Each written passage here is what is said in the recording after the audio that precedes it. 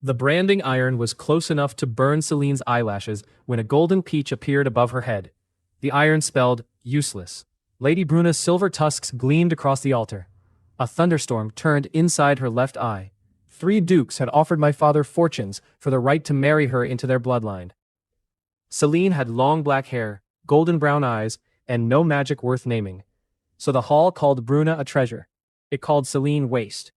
Then the guard tried to burn her face, because I chose her. Rejected beauty found. Celine Arden. Magic bloodline. F. Strategy. SSS. Crisis command. SSS. True value. Too high to measure. I had been in this world for less than 3 minutes. That was enough. I grabbed a silver fork from the wedding table and drove it through the guard's hand. The fork's tines punched between the bones of his hand. He screamed. The iron fell and burned, useless, into the white carpet instead of Celine's cheek. 200 nobles stopped breathing. My father rose from the head table. Lord Garrick Vale wore black and silver, with a wolf clasp at his throat. He looked like a man whose property had just spoken back. Darian, he said, step away. No. 3 minutes earlier, I had been Daniel Cross. I remembered a warehouse, rain, and a delivery truck coming through a wall. Then steel hit me. Glass filled the air. I opened my eyes as Darian Vale, second son of a noble house, standing at an arranged wedding. In this world, most magic came through the mother. Women with tusks, scales, horns, rough skin, or other strange traits often gave birth to powerful mages. Noble families fought to marry them. Beautiful women were wanted in private and rejected in public. Their children usually had weak magic, so they were treated as singers, servants, or hidden lovers, never wives. My father had ordered me to marry Bruna. I looked at Bruna and saw powerful men discussing the children she could produce. I looked at Celine and saw the golden peach call her priceless. So I said, the only thing that made sense. I will marry Celine. Bruna's uncle raised one hand. Lightning gathered around a blue ring on his thumb. The peach marked it. Weak point. Cracked stone. I threw the branding iron. The handle struck the ring. The stone split. Lightning burst backward and blew 2 fingers off Bruna's uncle's hand. Blood sprayed across his white sleeve. The hall exploded. A guard rushed from my right. Celine shouted, "Lo!" I ducked. His sword passed over my head. I caught his wrist, drove my shoulder into his chest, and threw him across the wedding table. Cups flew. A roasted bird struck a countess in the face. I took the guard's sword. The next man came from the left. The peach drew 1 gold line across his stance. Bad me. I kicked it. His leg folded. I cut his cheek from mouth to ear as he fell. Blood covered both hands when he tried to hold his face together. The third guard stopped. That was the first intelligent choice anyone in the hall had made. My father pointed at me. You are no son of mine. The part of me that still carried Darian's memories felt the blow. The rest of me watched Celine tear the rope from her wrists and move to my side. Then we understand each other, I said. You lose your title. Keep it. Your inheritance. I have seen what your judgment is worth. Garrick's face went gray. Bruna's uncle pressed his ruined hand to his chest. Kill him. The thorn mage raised her staff. Bruna turned her storm eye toward the woman. The mage froze. He humiliated you, Bruna's uncle said. He refused a marriage, Bruna answered. Her voice was deep and calm. That is not a death crime. He chose that pretty waist over you. Blue light flashed through the cracks in Bruna's gray skin. I heard him. Her uncle shut his mouth. Bruna looked at me. Go before I decide I am offended. You are offended. I am. Fair. The corner of her mouth almost moved. My father ordered the doors opened. You received the old dye shed outside Greybridge, he said. It is the only land already in your name. It carries 100 gold in debt, pay in 7 days, or every woman who leaves with you belongs to House Vale again. Celine's fingers closed around mine. The debt was fake. I turned toward the doors. 7 sets of footsteps followed. Mirasol stepped out first. Honey blonde hair. Green eyes. A leather account book pressed to her chest. My contract is being sold tomorrow, she said. I prefer the man who stabbed someone for his wife. The peach flashed above her. Finance. SSS. Fraud sense. SSS. She looked at the blood on my sleeve and blushed. Tessa Rune came next, with copper red hair and a box of broken tools. They destroy everything I build, she said. You seem less afraid of damage. Invention. SSS. Machines. SSS. Warning. Keep away from open flame. Tessa stared at my hands as if they were a new machine she wanted to take apart. Livia Marin walked forward in deep red. Silver blonde hair fell to her waist. I have spent 6 years helping noblemen win arguments, she said. None of them noticed I was the reason. Negotiation. SSS. Emotional reading. SSS.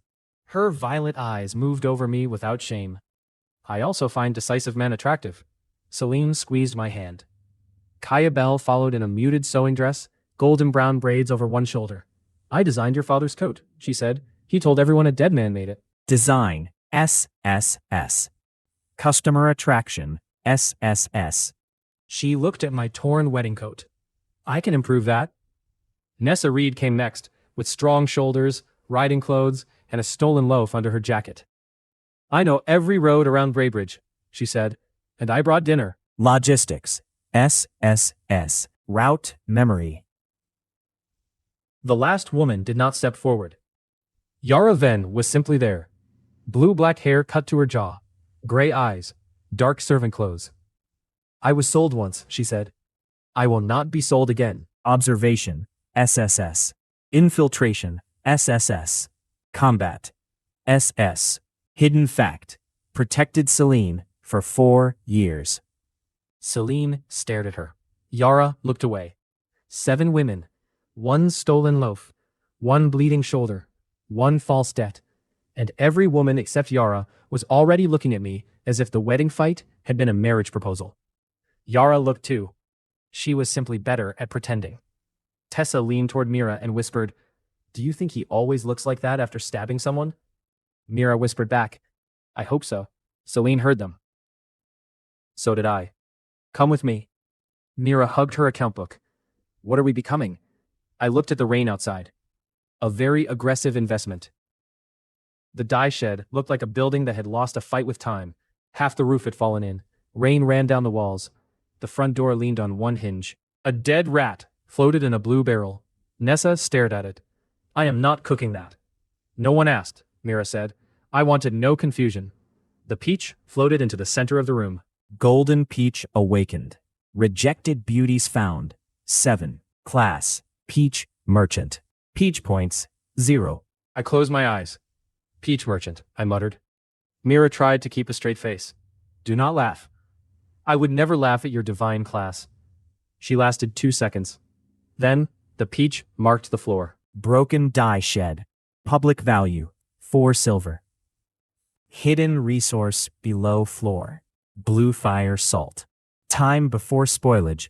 19 hours. I shoved aside the third barrel from the east wall. Nessa helped me lift the glowing floorboard.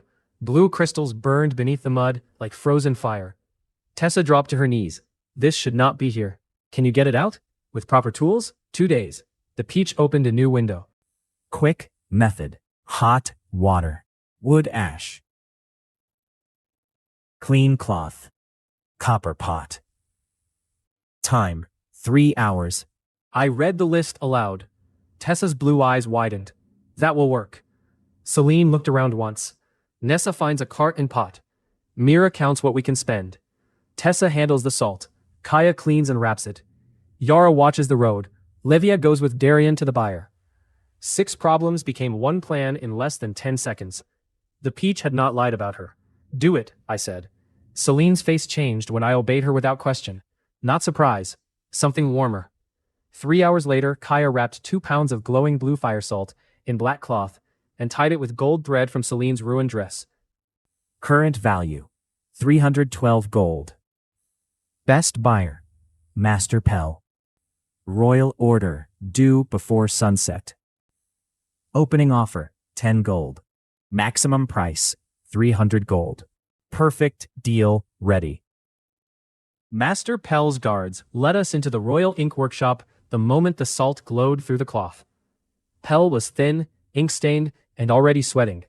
"Poorly cleaned," he said after touching one crystal. The peach showed a small golden fruit beside his head. Panic. High. Order failure in 5 hours. Livia leaned close to me. He is lying. Pell frowned. I did not ask the servant. I am his negotiator, Livia said. His face tightened at the title. How much? He asked. 300 gold. Perfect deal. Do not speak. Wait 8 seconds. I picked up the salt and walked toward the door. 15, Pell said. I kept walking. 50. Livia opened the door for me. 200. I crossed the threshold. Wait. I turned. 250. Hold. I said nothing. Pell's face twisted. 300 gold. And may every god curse merchants like you. I put the salt back on his desk. They will need an appointment. Livia's laugh was soft and pleased. Pell counted every coin. When the last one hit the chest, warmth moved through my body. Real profit. 292 gold. Peach points earned. 29. New power. Perfect investment. The worst shed in Greybridge had paid more in one afternoon than many nobles earned in a year. Outside, Livia stopped me in the lane and placed one hand against my chest. You knew the exact number. Yes. You gave me a real title. Yes. I wanted you the moment you stabbed the guard. That was quick. I am efficient. She kissed me. Livia kissed the way she negotiated. Directly, fully, and without apology. When she stepped away, the peach appeared over her shoulder. Affection. Dangerously high. I decided not to ask whether the fruit was judging me. Yara dropped from a stable roof as we reached the western road. 12 House Vale riders, she said. They are heading for the shed. We ran. The first rider kicked the broken door inward before we reached the yard. Hostile men entered your property. Market domain ready. Cost. 10 peach points. Activate. I looked at the ruined shed. I looked at the armed men entering it. Then I looked at the 7 women my father still believed he owned. Yes. Gold raced through the shed. It spread across the floorboards, climbed the walls, and wrapped every beam, chain, barrel, nail, and broken shelf in thin lines of light. For one perfect moment, I felt the whole building. I knew where the rain entered. I knew which boards would hold a man and which would snap. I knew the front door was hanging by one iron pin. I knew Nessa stood behind the east wall with a wood axe. I knew Tessa crouched beside the stove with 3 glass jars. I knew Celine had moved Mira and Kaya into the rear corner and placed herself between them and the door. I knew Yara was already above us in the rafters. And I knew 12 armed men had stepped into something they believed was a ruined shed. Market domain. Control range. Owned property. Movable objects. 46. Traps ready. 8. The captain entered first. He wore House Vale colors and a steel breastplate. 4 men followed through the door. The rest moved around the outside. By order of Lord Garrick Vale, the captain shouted, all coin and goods inside this property are seized. Celine stepped into view. This property belongs to Darien. The captain smiled. So do you. My hand tightened around the sword. The golden peach marked the captain's armor. Weak point. Left side strap. Old injury. Right knee. Hidden order. Take women alive. I walked through the doorway behind them. You entered my home, I said. The captain turned. His smile disappeared. Take him. The first guard rushed me. I pulled one glowing thread with my mind. The broken front door slammed shut behind me. The loose iron pin shot free. The door fell inward and struck the guard across the back. His face hit the floor hard enough to break teeth. Before the others moved, I chose the chain hanging from the west beam. It whipped sideways. The iron links wrapped around a guard's ankle. I pulled. His feet vanished beneath him. His skull struck the support post with a wet crack. He dropped without a sound. The captain drew his sword. Tessa threw one of her jars. It broke at his feet. White smoke exploded upward. The captain screamed and covered his eyes. Not poison, Tessa called. Probably. Nessa, Celine said. Nessa stepped from behind the wall and swung the flat of her axe into a guard's knee. Bones snapped backward. The man folded with a scream. 2 more entered through the side opening. Yara dropped from the rafters behind them. Her knife cut the first man behind the knee. When he fell, she drove her elbow into the second man's throat. He staggered into the blue barrel. I turned the barrel with the domain. It rolled. The heavy wood struck both men and carried them into the wall. One arm bent beneath it at the wrong angle. Outside, someone shouted for fire. I felt a man climbing the rear wall with a torch. A sheet of cold rainwater dropped over his head. Then I moved the loose ladder. It kicked away from the wall. The man fell 8 feet and landed across a stone trough. His back bent. He made one short sound and stopped moving. The captain wiped smoke from his eyes and charged me. He was faster than the others. His sword came down toward my head. The golden peach drew a gold line across the weak lower guard of his weapon. I met it there. Steel rang, his blade snapped. The broken half spun backward. It entered his throat below the jaw. The captain froze. Blood poured over his breastplate. He tried to speak. Only a wet bubble came out. I pulled my sword free from the block. He collapsed. One stood near the back door, with his sword half raised. I looked at him. The domain closed every exit at once. Drop it. He did. A minute later, 4 men remained alive enough to kneel. The shed floor was red in places. Mira stood beside the gold chest. Her face was pale, but her hands were steady. Kaya held a broken chair leg like a club. Livia had returned to the doorway and looked at the dead captain. Then she looked at me. Her violet eyes heated again. Celine crossed the room. She did not ask whether I was hurt. She grabbed the front of my coat and kissed me in front of everyone. Her mouth was warm and firm. Her body pressed against mine. The whole room vanished, for several heartbeats. When she drew back, she kept her forehead against mine. "You came back," she whispered. I said I would. "You also turned a shed into a war beast." That part was new. Her lips curved. Behind her, Mira exhaled slowly. "I need to revise several private plans." Kaya nodded. "Mine too." Tessa stared at me with open hunger, then looked away so fast her red braid struck her cheek. "No," she whispered to herself. "His divine presence is enough." Nessa heard her. Nessa's gaze moved over my blood-marked shirt. She swallowed. Yara wiped her blade on a dead guard's coat. Her face gave nothing away. But when our eyes met, a faint red line appeared across her cheekbones. "Existing near him is tactically sufficient," she said. No one believed her. Enemies defeated, 12. Property defended. Peach points earned, 28. Market domain kept. I looked around the wrecked shed. The roof still leaked. The door lay on a guard. 3 walls were stained with blood. It was the safest place any of us had owned. Perfect investment. Target, dye shed. Cost, 15 peach points. Upgrade. Roof, doors, floor, sleeping loft, basic kitchen, private washroom, defense control. Confirm? Yes. Gold burst through the structure. The women stepped back. Rotten wood peeled away from good beams. Nails pulled themselves from broken boards and drove into stronger places. Mud rolled toward the door in one thick wave. The roof lifted, straightened, and sealed. The broken bed split into useful wood. A sleeping loft unfolded above the rear wall. Shelves slid into place. The stove rebuilt itself from sound iron. A dividing wall rose around a small washroom. The front door lifted off the dead guard, repaired its hinge, and locked. The whole change took less than a minute. When the gold faded, rain drummed on a roof that no longer leaked. Nobody spoke. Tessa slowly touched the repaired wall. "This should have taken 20 workers 3 weeks. "It took 15 peach points," I said. Mira looked at the clean floor. "I am beginning to respect the peach." Kaya walked into the washroom and closed the door. A moment later, she opened it again. "There is a mirror." Her voice shook. It was not about the mirror. It was about privacy. A door she could close. A room no master could enter without permission. Nessa went to the kitchen. "There is a bread oven." Yara tested every lock. Celine stood in the center of the new home and looked at me. The others were impressed. Celine looked worshipful.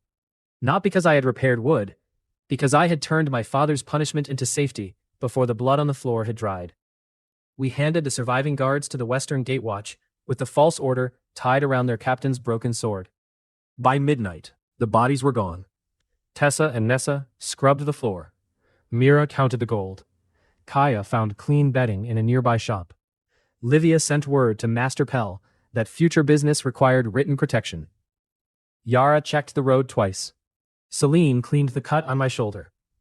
We sat in the small room beneath the loft.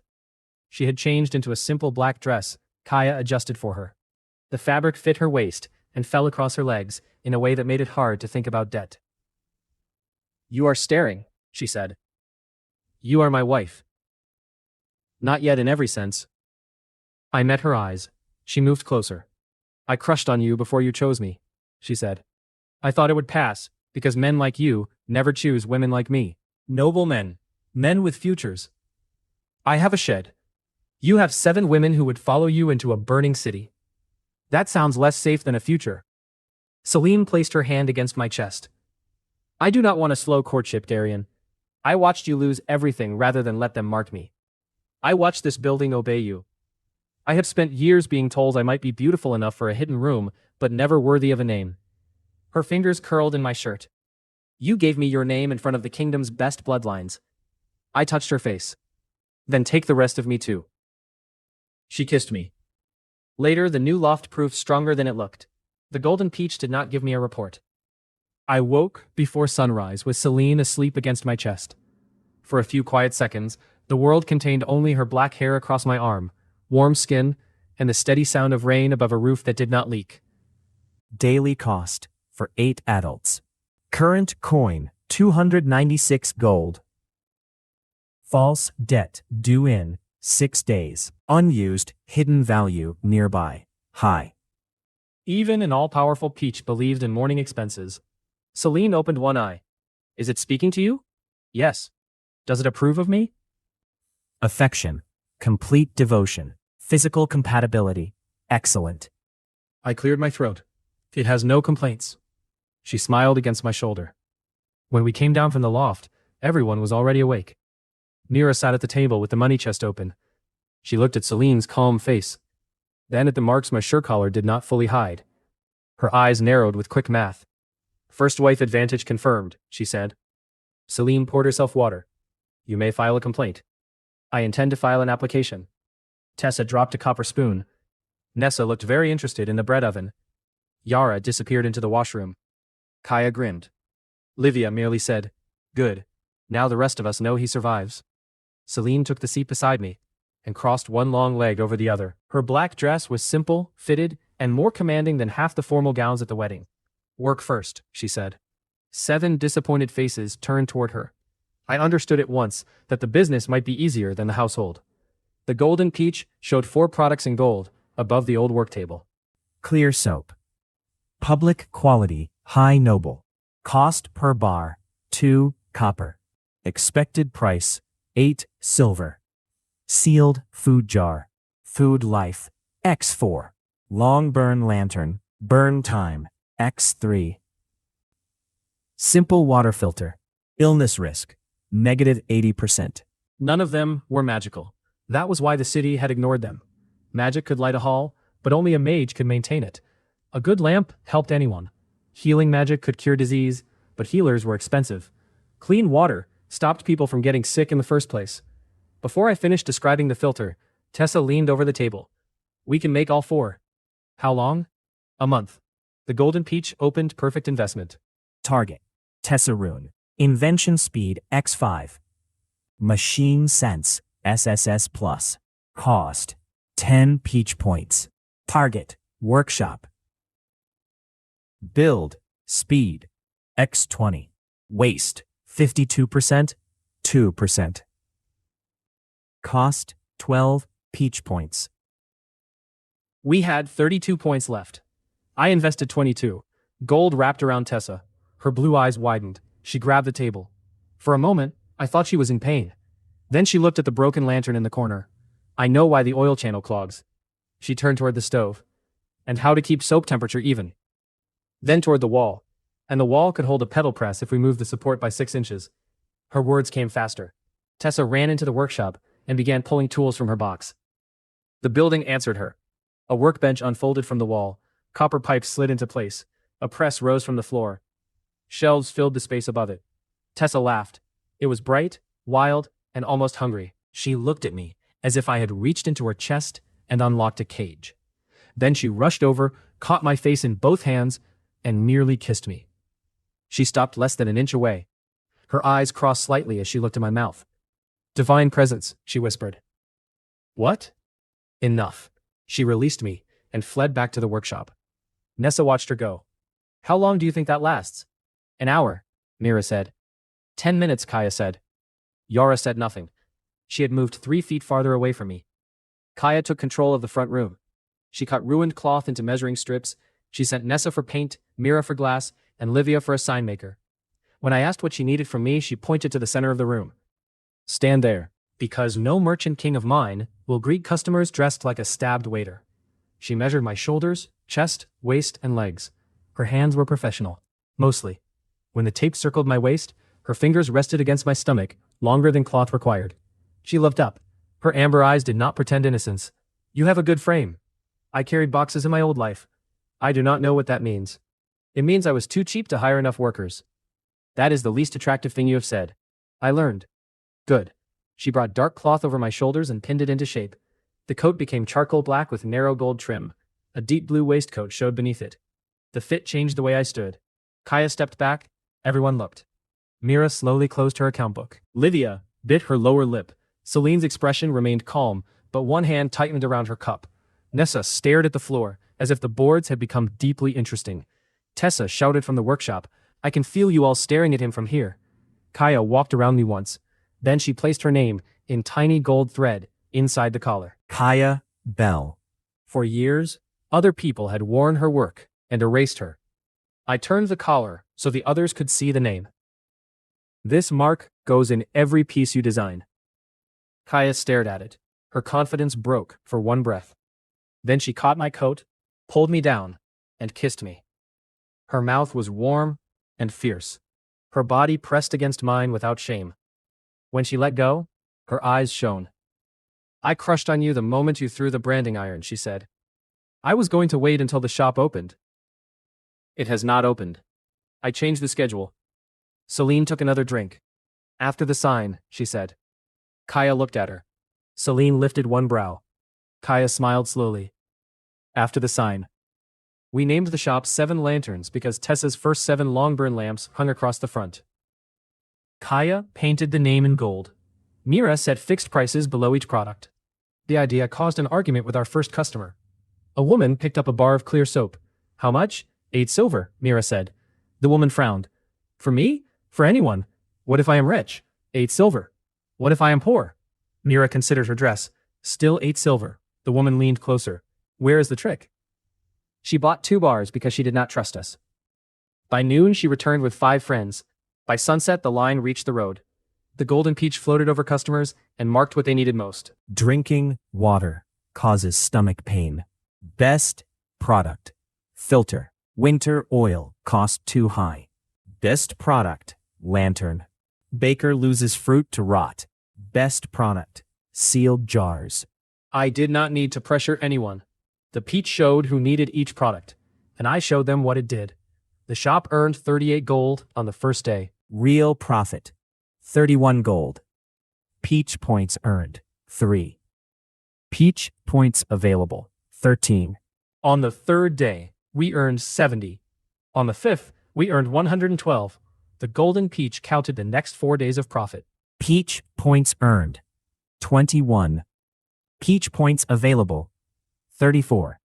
The false debt stopped being a threat. It became an insult I could repay whenever I wanted. I chose not to.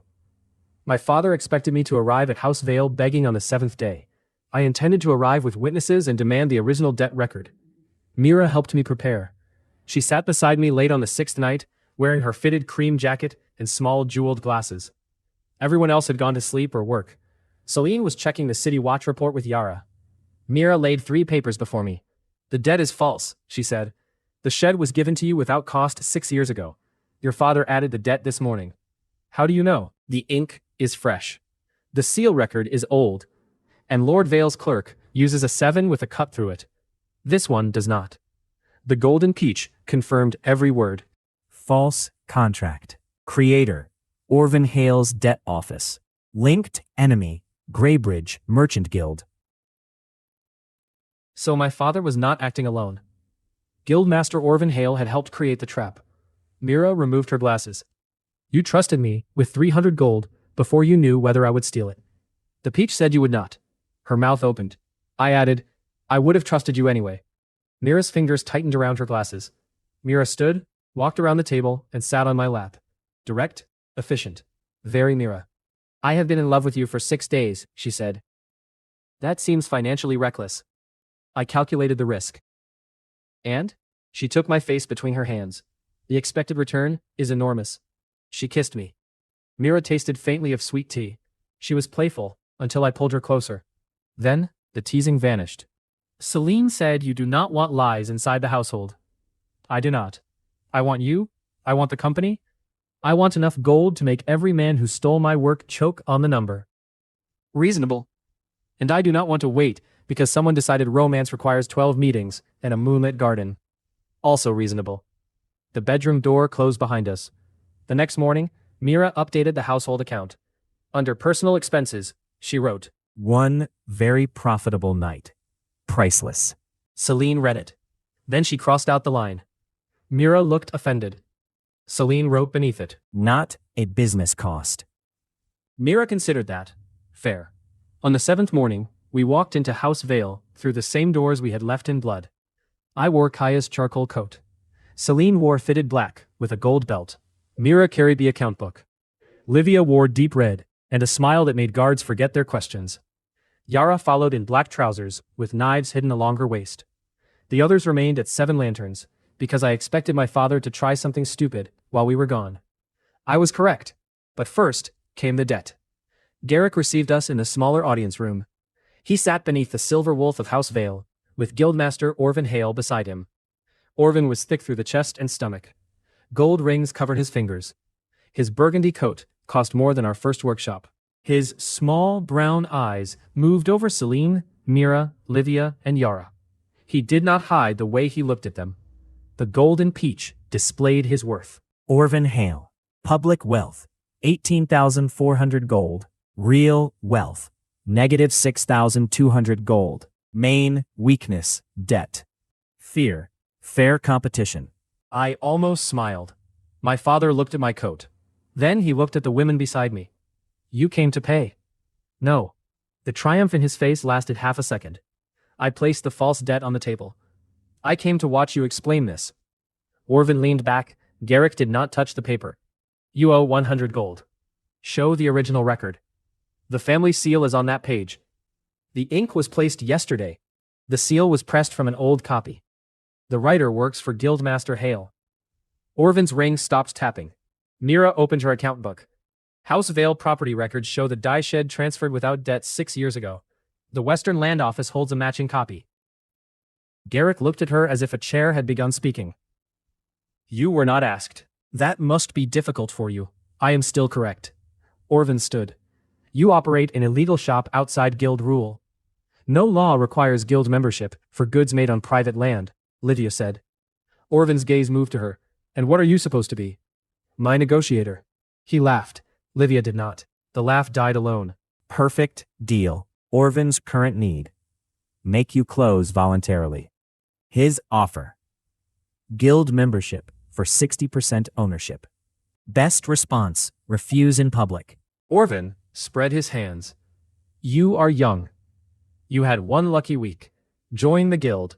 We will protect your store. You may keep 40%. No, he frowned. You did not hear the terms.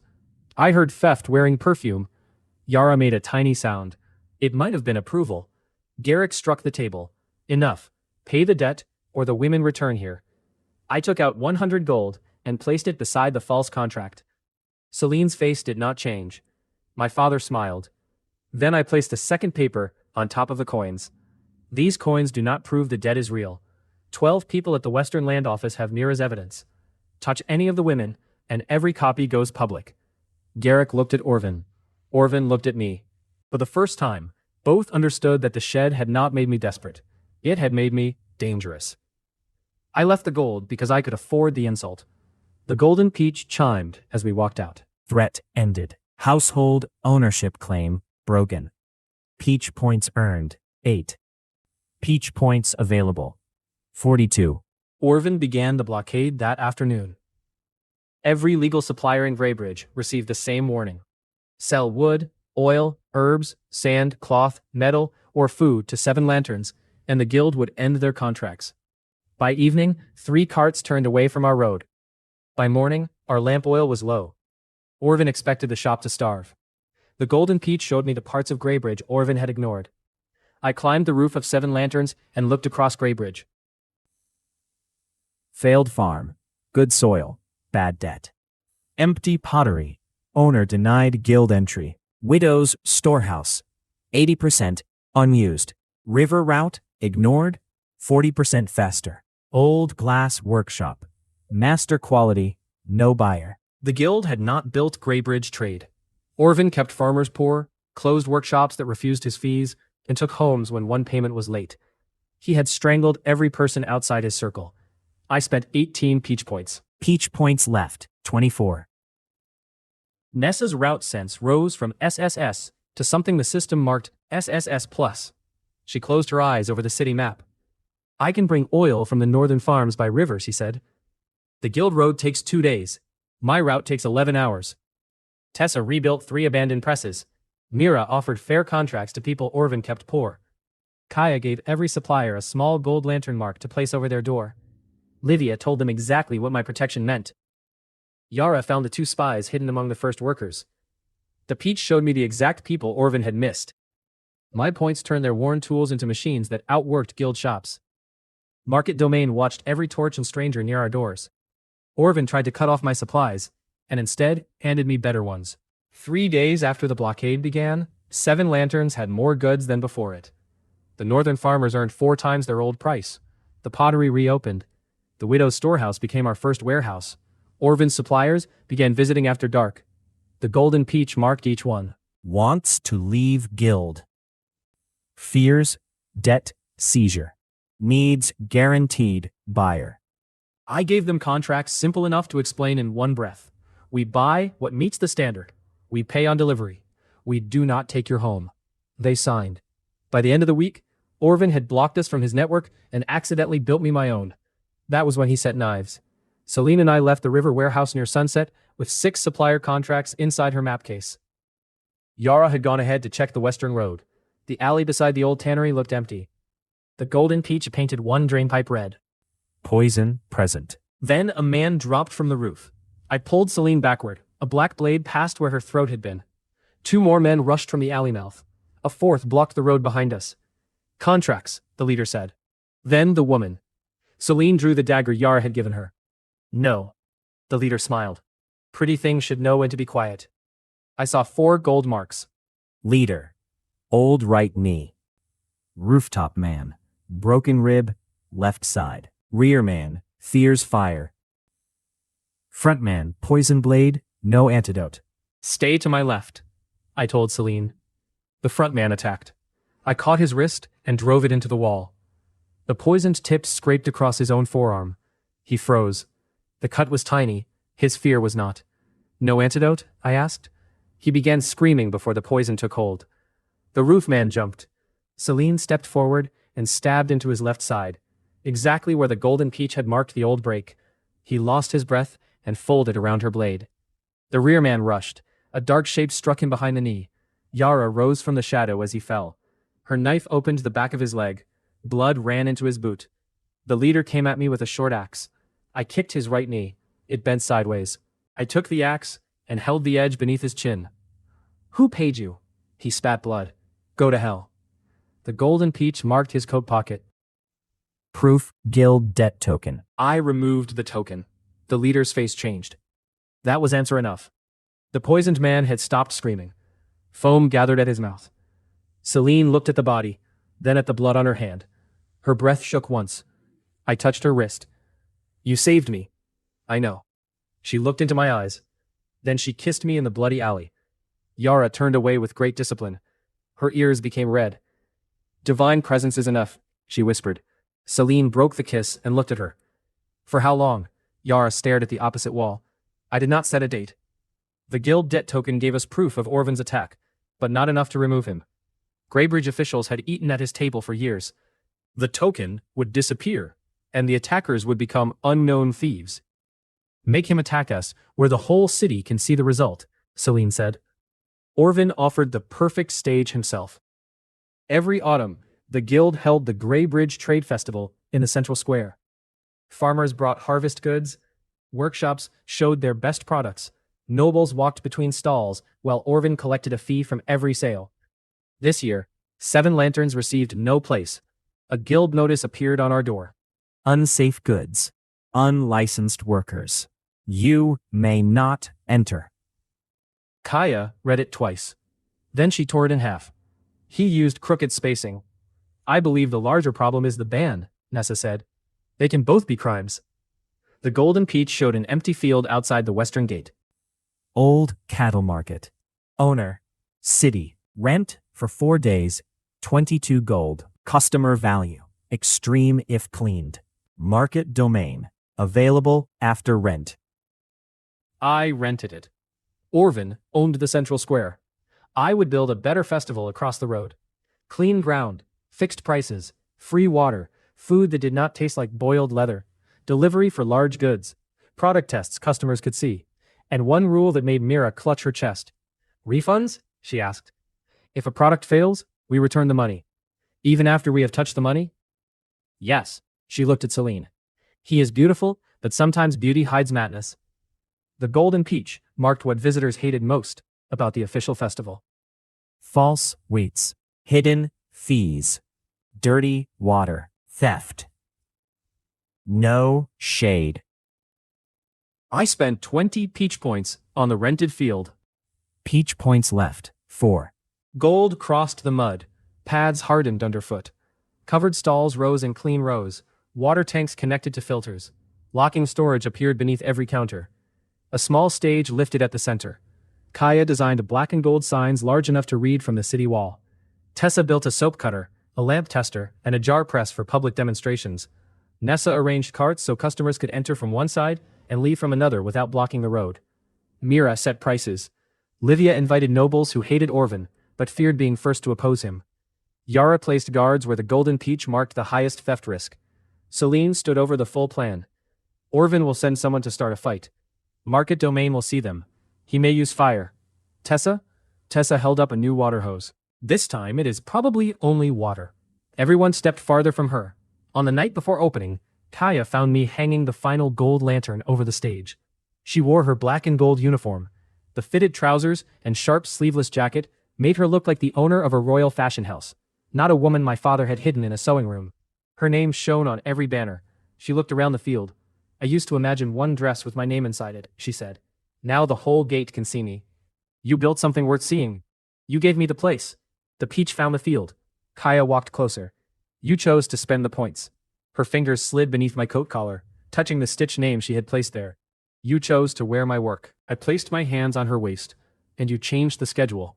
Her smile was slow. I have changed it again. The festival had several private storage rooms. One of them remained occupied longer than the inventory required. When Kaya and I returned, Celine was waiting beside the stage with crossed arms. Kaya kissed her cheek while passing. Final sign is finished. Celine looked at me. Was it difficult? Complex work, of course, but her mouth curved.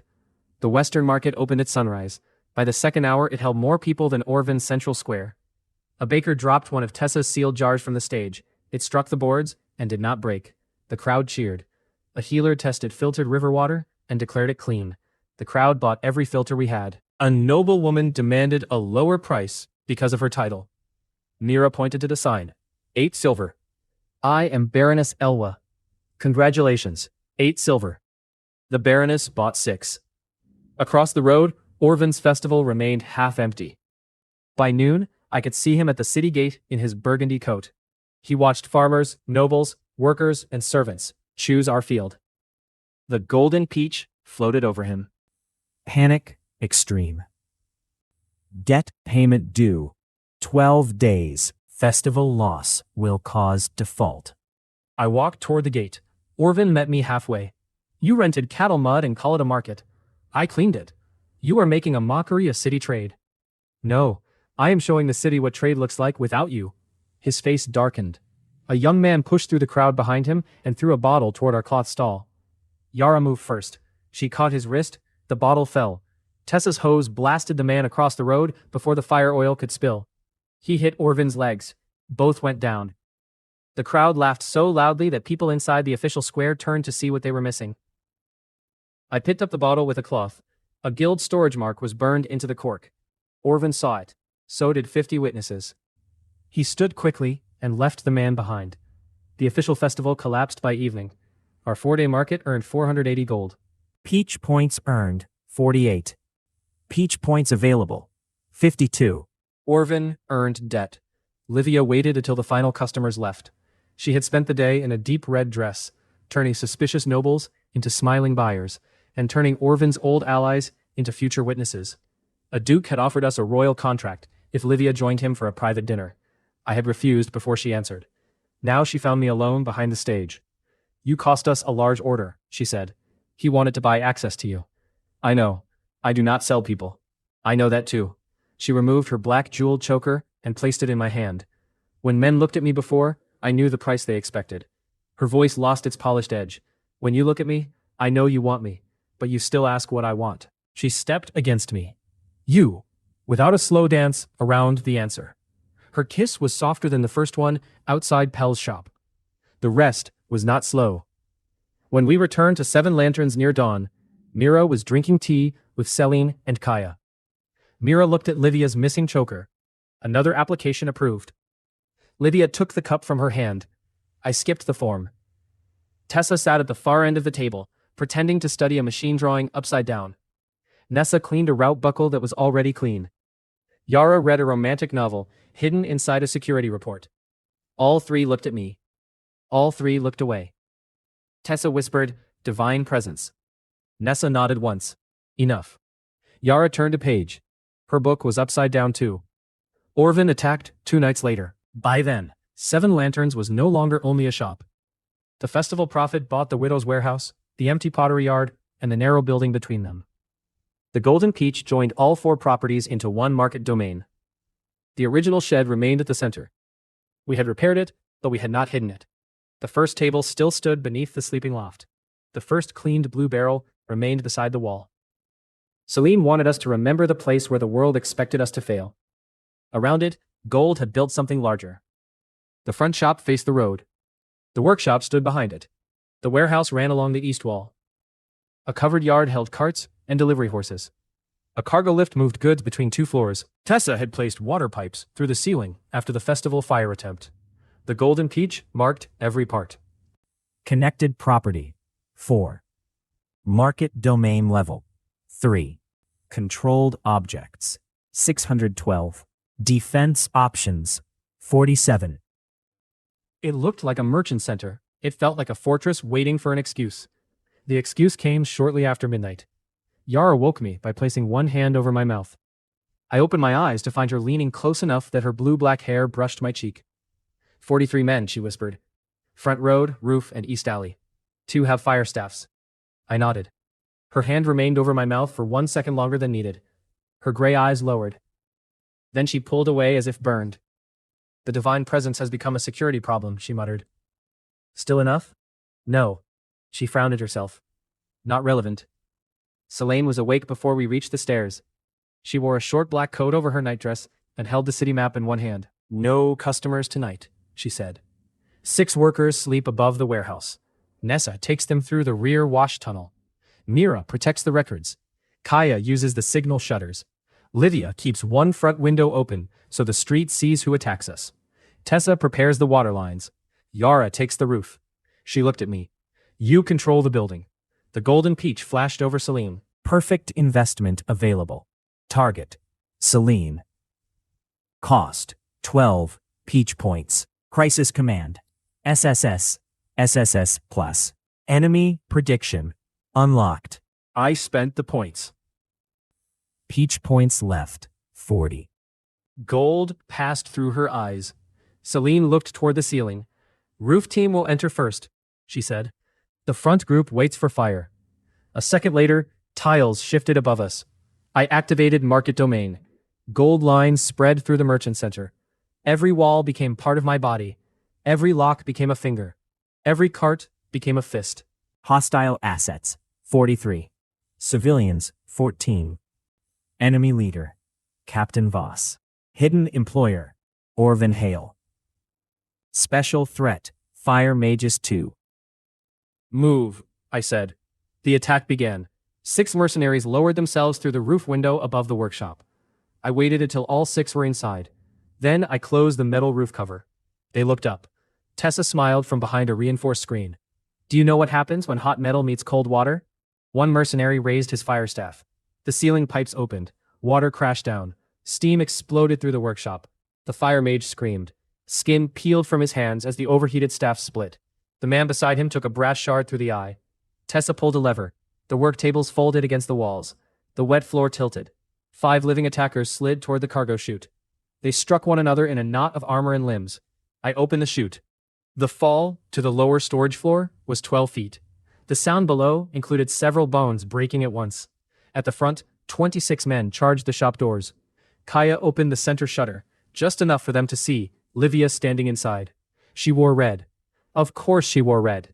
Gentlemen, she called, the store is closed.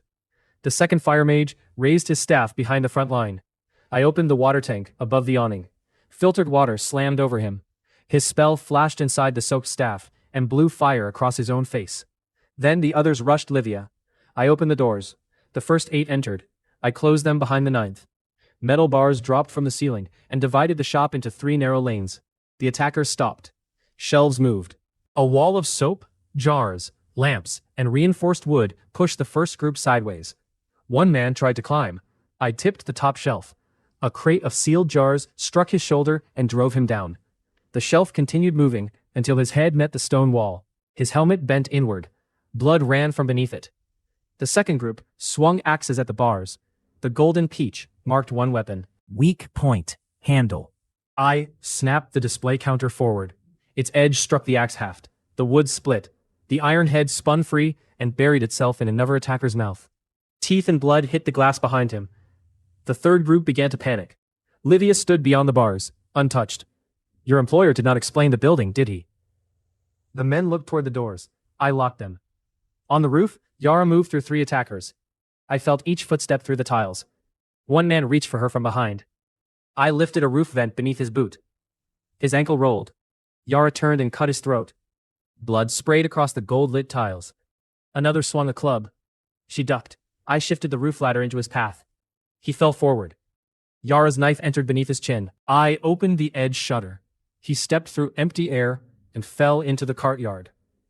Nessa had moved the sleeping workers to safety. Now she stood beside 2 loaded delivery carts. 10 attackers entered the east alley. Now, she called. Now. I released the wheel locks. The alley sloped toward them. 2 carts carrying sacks of sand rolled forward. The attackers tried to scatter, but the walls were too close. The first cart struck 3 men. One vanished beneath the wheel. His scream ended when the rear axle crossed his chest. The second cart hit the group behind them and crushed a leg against the brick wall. Nessa followed with a long iron hook, pulling one surviving attacker away from the worker's exit. He wore dark plate armor and carried a wide sword with magic burning along its edge. The golden peach marked him in red. Combat. S. Armor. Enchanted. Weak point. Chest plate, inner lock. Old injury, left knee. Objective, kill Darien. He kicked for the side office door.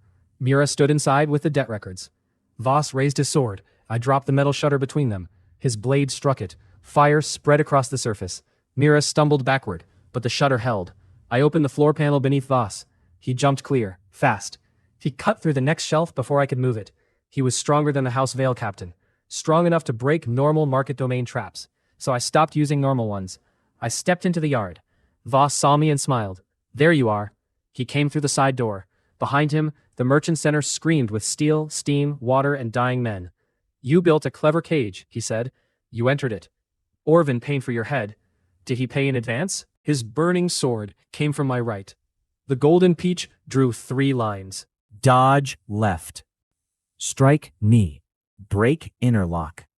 I moved left. Heat cut across my coat and burned my ribs without opening them. I kicked his old knee. Voss grunted but stayed upright. He swung backhanded.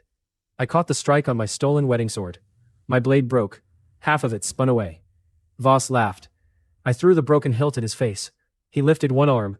That exposed the small lock beneath his chest plate. The golden peach made it glow. I controlled the cargo lift behind him. It dropped. The platform struck the ground hard enough to shake the yard. Voss looked back. A mistake. I seized Tessa's iron bar from the wall mount and drove its narrow end into the glowing lock. The inner clasp snapped. His breastplate opened half an inch. Voss roared and slammed his head into mine.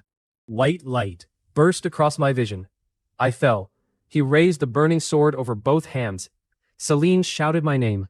I reached through market domain. The cargo lift rose behind Voss. A hanging chain caught beneath his open chestplate. I pulled. Voss left the ground. The armor crushed inward around his ribs. He swung wildly.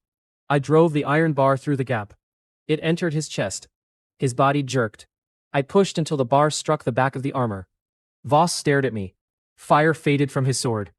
The lift carried him higher. Blood ran down the iron bar and dripped onto my face. Orvin, I said. Where is he? Voss coughed red across his lips. Guildhall. I released the chain. He hit the ground like a dropped statue. 21 attackers were dead. 15 were badly injured. 7 surrendered. The front shop burned, but Tessa's pipes kept the fire from reaching the shed. 2 workers had cuts. Nessa's shoulder was bruised. Tessa had small burns on one arm. Yara's cheek bled. I had cracked ribs, a split brow, and a burn across my side. All 14 civilians lived. That mattered more than the bodies. The sleeping workers came out through Nessa's rear path one at a time. One young porter saw the crushed shelves, the blood on the stone, and the iron bar still through Voss's armor. He looked at the old dye shed in the center of the complex. That place saved us, he said. No, Mira answered from the office door. Darien did. The golden peach filled the air above the ruined shop. Major threat defeated. Local market control. 91%. Peach points earned. 76. Peach points available. 116. Enemy records available. A second choice appeared. Emergency repair. Cost. 8 peach points. Stop fire. Open safe paths. Hold damaged walls. I confirmed it. Peach points left. 108. Gold ran through the blackened beams. Burning boards tore themselves free and dropped into the wet yard. The metal shutters lifted from safe exits. Broken pipes sealed. The wall above the front shop leaned back into place and locked there with a deep wooden groan. The repair did not erase the battle. Blood still marked the floor. The dead remained dead. My ribs still ground together every time I breathed. But no worker would die because a burned roof fell after the fighting was over. Celine reached me first. She pressed one hand to my side and went pale when I flinched. You broke something. Several of his men. I meant inside you. Tessa can check later. No, Tessa called from across the yard. I build machines. I do not repair reckless men. You would try. I would improve him. Salim gave both women one look. Tessa became very interested in the nearest pipe. Mira emerged from the office holding a leather case taken from one captured attacker. Inside were Orvin's signed orders, payment lists, city bribes, and the debt note for the Guildhall. Orvin owed more money than his entire business was worth. The lender had the right to sell the debt in 12 days. The golden peach showed the exact offer the lender would accept tonight. 1,900 gold. We had 2,340. Mira looked at me. You are going to buy him. I am going to buy what he thought made him powerful. At sunrise, we entered the Guildhall. Orvin was packing gold into a travel case. He froze when 40 city witnesses followed us inside. Livia placed the attack order on his desk. Yara placed the guild fire bottle beside it. Mira placed his purchased debt last. Orvin looked down at the paper. His face emptied. No. Yes, I said. You cannot own the guild. I own the debt. You missed payment. The building, warehouses, carts, and trade contracts now belong to me. He turned toward the city officials. None moved. They had spent the night watching wounded workers carried from my shop. They had also seen copies of Orvin's bribe list. The Golden Peach offered a perfect deal. Orvin will sign if given choice. Sign and live. Refuse and face attack trial. I pushed the transfer paper toward him. Sign and leave Greybridge alive. His hand shook. You think 7 pretty women in a magic shop make you a merchant lord? I looked at Celine, Mira, Tessa, Livia, Kaya, Nessa, and Yara. They stood behind me in black, gold, red, cream, green, and dark steel. Not servants, not decorations. The women who had turned one hidden chance into a city-changing empire. They were brilliant, but the golden peach had made the difference. It found the hidden salt. It pushed their gifts past normal limits. It turned my property into a fortress and broke the army Orvin sent. Orvin had not lost to a normal business, he had lost to me. Sign, I said. Orvin signed. We took the guild hall before noon. Gold lines crossed the road, entered the warehouses, climbed the guild walls, and turned the entire center into one market domain. The damaged shop repaired itself. Our storage space doubled. The cargo yard expanded. A restaurant, office floor, guarded vault, and delivery station opened in gold light. Crowds gathered outside. Some cheered, some stared. My father arrived in a black carriage during the transformation. Derek stepped out and looked at the guild flag coming down. You have gone too far, he said. Mira handed me one more paper. During the night, she had used Orvin's records to find House Vale's largest lender. House Vale had missed 3 payments. The Golden Peach had shown the lender's fear. Once Orvin's vault and trade contracts became mine, Mira used part of that new wealth to buy House Vale's debt too. I placed the paper in my father's hand. You gave me a worthless shed and a false debt. Derek read the document. His face turned pale. Now, I said, I own the real one. Behind me, the 7 women watched him understand. The son he disowned owned his future. The women he called useless controlled his city. The shed he gave away had become the greatest market Greybridge had ever seen. Celine slipped her hand into mine. Kaya stood close on my other side. Mira held the keys. Livia wore her choker again. Tessa, Nessa, and Yara remained a careful distance away. All 3 stared. Tessa whispered the old words. His divine presence is enough. It is becoming less enough. Yara closed her romantic novel. I never agreed it was enough. The Golden Peach opened above us. Local market control complete. New function ready. Branch expansion. Rejected talents found. 1,847. A golden map of the kingdom unfolded across the guild wall. Cities lit one after another. Greybridge was only one small point. I looked back through the merchant center, at the clean shop, at the workshop, at the vault, at the 7 women, and at the old dye shed still standing in the middle of it all. The world had thrown away more value than it could measure. I intended to collect every piece. Greybridge, I said, was only the first store. The first city, on my new empire map, had 12 days before children started dying. The Golden Peach burned its name red above the table. Frostmere. Population 18,440. Food left 12 days. Winter Pass closing. Current trade value low. True future value extreme. Beside Frostmere, 2 richer cities glowed gold. One had rich silk markets, one had river trade. Both could make me money immediately. Frostmere had starving families, a broken grain storehouse, and a mountain road that killed 1 wagon in 5. It was the worst place to make quick money. The Peach still marked its future value as extreme. Celine stood beside me in the old dye shed, now buried inside the largest merchant center in Greybridge. Behind her, the other 6 women the kingdom had once dismissed as pretty decoration crowded around the map. Celine looked at the 3 glowing cities. You want the easy ones, she said. I want all 3. That was not my question. Celine had become very good at finding the sentence I was avoiding. Mira leaned over the table, blonde ponytail falling across one shoulder. The Silk City gives us our money back in 6 weeks. Livia pointed at the River City. That one gives us noble clients. Kaya tapped Frostmere with 1 gold-painted nail.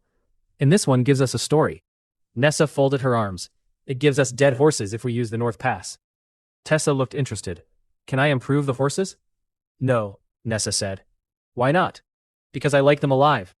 Yara sat on the windowsill, reading one of her terrible romantic novels. She did not look up. Frostmere is also the city Iron Crown ignores, she said. That made the room quiet. The Iron Crown Consortium owned trade routes across most of Edrath. Iron Crown controlled roads, warehouses, shipping rights, and enough noble debt to make dukes smile when they wanted to scream. Greybridge had been too small for them to care about. Until now. Branch option. Buy abandoned grain house. 220 gold. Perfect investment cost. 24 peach points. Result. Storage capacity x8. Food loss. 46%, 2%. Market domain, available, hidden value. North Road becomes major trade route within 2 years. I looked at Celine. She already knew my answer. Frostmere first, I said. Her mouth curved. Good. Mira sighed and closed her account book. There goes my peaceful week. You have never wanted a peaceful week. I want a profitable week. They are different. Peach points, 108. That was enough to start cheating the kingdom properly. We moved before sunset. I did not send 1 cart north. I sent 30. Grain filled 24 wagons. 6 carried blankets, salt, medicine, lamps, filters, and spare wheels. Nessa walked down the line twice before we left Greybridge. She checked every axle herself. Then the Golden Peach marked her. Nessa Reed. Logistics, SSS. Route Sense, SSS. Perfect investment available. Cost, 18 peach points. New result. Danger paths visible. Best route visible. I confirmed it. Gold ran through Nessa's hazel eyes. She grabbed the side of the nearest wagon. Then she looked north. Her face changed. What? I asked. I can see the bad road. You already knew the road. No. She pointed toward mountains we could barely see. I can see where the snow will slide. I can see where the ice is thin. I can see which bridge fails if 6 wagons cross together. She turned toward me slowly. That is disgusting. In a good way? In a very good way. Nessa stared at my mouth for half a second. Then she looked at the horses. Divine presence is enough. Kaya laughed from the next wagon. Nessa raised 1 finger without turning around. Do not. We reached the mountain pass on the 3rd morning. Snow covered the road in hard white sheets. Black rock rose on our left. A drop deep enough to kill every horse waited on our right. The caravan master who came with the grain stopped his wagon. We turned back. No, Nessa said. He stared at her fitted green riding jacket, then at me. The pass is frozen. It was frozen yesterday too, Nessa said. You are a woman with no magic. Nessa looked at me. I knew that look. She was asking whether I wanted the polite answer. I did not. The Golden Peach opened over the road. Mountain Pass. Normal wagon survival, 61%. With current load, 43%. Perfect investment available. Target, caravan. Cost, 26 peach points. Wheel grip, X8. Axle strength, X5. Brake force, X6. Horse fatigue, minus 70%. I confirmed it. Gold flashed beneath all 30 wagons. Iron rims thickened. Wooden axles groaned and turned dark as stone. Leather harness straps tightened without snapping. Small metal teeth pushed from the wagon wheels and bit into the ice. The caravan master stopped speaking. Nessa smiled. That road, she said, is now safer than your mouth. We started uphill. For 6 hours, the wagons climbed where normal carts would have slid backward. Then Yara appeared beside my wagon. She had been riding ahead. Raiders, she said. How many? 36, 1 ice mage. Where? She pointed ahead. The road curved around a black cliff. Beyond it, the path narrowed between a stone wall and the drop. Nessa's upgraded eyes fixed on the mountain. They are waiting above the turn. Can we go around? I asked. No. The peach filled my sight. Ambush. Enemy goal. Take grain. Ice mage spell target. Road below wagons 1 to 10. Result if cast. 11 wagons. Lost. 19 people dead. I looked uphill. A blue light flashed between the rocks. The mage had started. Everyone off the front wagons, I shouted. Men jumped. Nessa grabbed one driver by the back of his coat and threw him into the snow just as blue magic struck the road. Alls cracked like thunder. The front wheels slid sideways. The first wagon tipped toward the cliff. The Golden Peach marked 1 iron pin beneath it. Load, weak point. Release, pin. Redirect, wait. I jumped from my horse, hit the ground hard, and slid under the wagon. The drop was 3 feet from my boots. The wagon leaned farther. Grain sacks shifted above me. I pulled my sword and smashed the marked pin with the pommel. The rear axle snapped loose. Half the load dropped into the road instead of over the cliff. The wagon slammed back onto both wheels. Someone screamed above us. An arrow buried itself in the driver's shoulder. Raiders poured down the slope. Nessa drew her knife. Yara vanished uphill. The ice mage raised both arms. The peach marked his staff. Focus gem. True value. 46 gold. Build quality. Terrible. One hit at lower band. I picked up a fist-sized stone and threw it. The stone struck the gold mark. The lower band broke. The staff exploded. Blue ice burst backward into the mage's chest. 3 long spikes punched through him from the inside. He stared down at the ice coming out of his ribs. Then he fell face first into the snow. That ended the magic problem. 35 raiders remained. That was worse for them. Nessa looked down the road. Her eyes widened. Darian, what? The road drops for almost a mile after this turn. I understood. Downhill path. Safe speed with invested caravan. X4 normal. Enemy blockade 28 men. Recommended action. Do not stop. I climbed onto the lead wagon. The caravan master looked at the armed men forming a wall below us. We cannot drive through them. I took the reins. Yes, we can. That will kill them. Chose a terrible place to stand. Nessa climbed beside me. Her smile was not kind. Move the grain drivers to wagons 12 through 30, she shouted. Empty the first 4 seats. Tie every load twice. The raiders below raised shields. I released the brake. The wagon rolled. Then it accelerated. The metal teeth on our wheels bit hard enough to keep us straight. The second wagon followed. Then the third. 30 upgraded wagons came down the mountain like a wooden avalanche.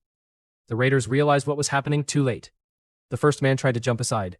The bone broke with a wet crack and folded around the rim. The next man disappeared under the horses. A shield shattered against the front board. Its owner flew backward and hit the road headfirst. Blood painted the snow behind us. One raider managed to climb onto my wagon. He swung an axe. The peach marked his wrist. I ducked, caught his sleeve, and pulled. Nessa kicked him in the chest. He fell between wagon 1 and wagon 2. The second team of horses went over him. His screams stopped under the wheels. We broke through the blockade in less than 10 seconds. The surviving raiders ran. Yara dropped from a rock above them and landed on the last man's back. She put her knife against his throat. He looked at the 30 wagons rolling safely down the road. Then he looked at the dead mage. Iron Crown.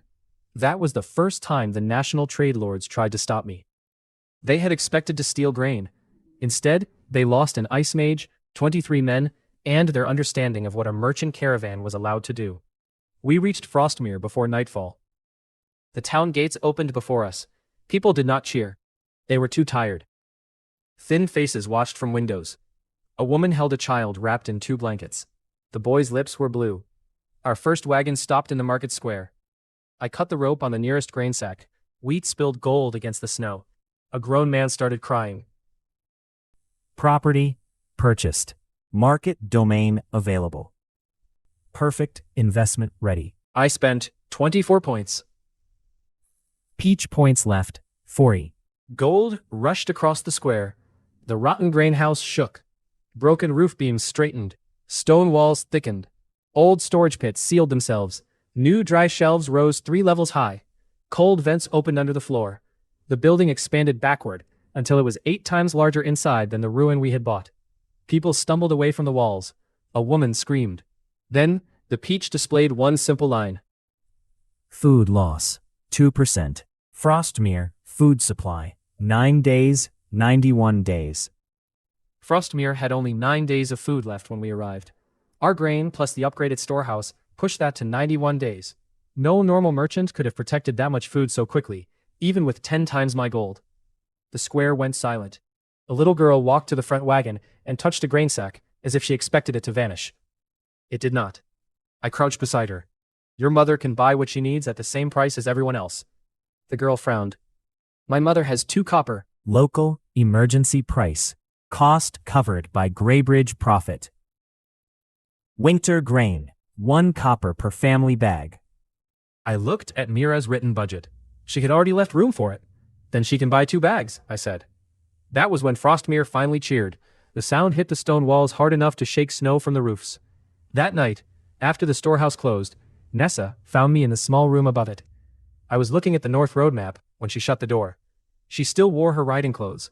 Her hair had come loose from its knot. A bruise darkened one shoulder. You nearly went over the cliff, she said.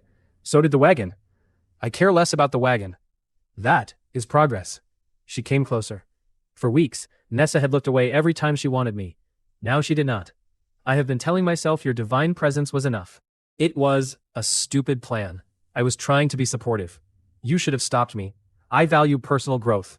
Nessa caught my shirt and kissed me hard enough to move me one step backward. There was nothing shy about her, once she finally decided. When she pulled away, her forehead rested against mine. I still want the routes, she said. You have them.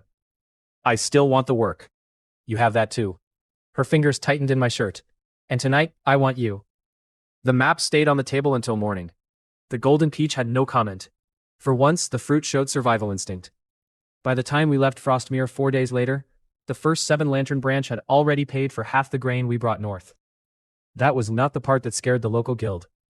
The part that scared them was the woman running it. Her name was Mara Bellin. She had been keeping records for Frostmere's old grain guild for 9 years. The guildmaster called her the pretty clerk. The golden peach called her something else. Mara Bellin. Magic. None. Trade control. SS. Memory.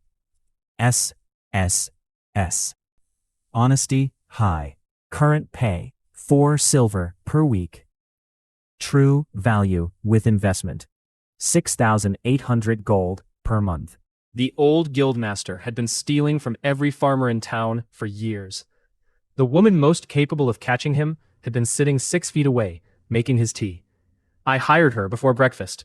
The old guildmaster laughed when he heard. Her? He asked. She pours tea.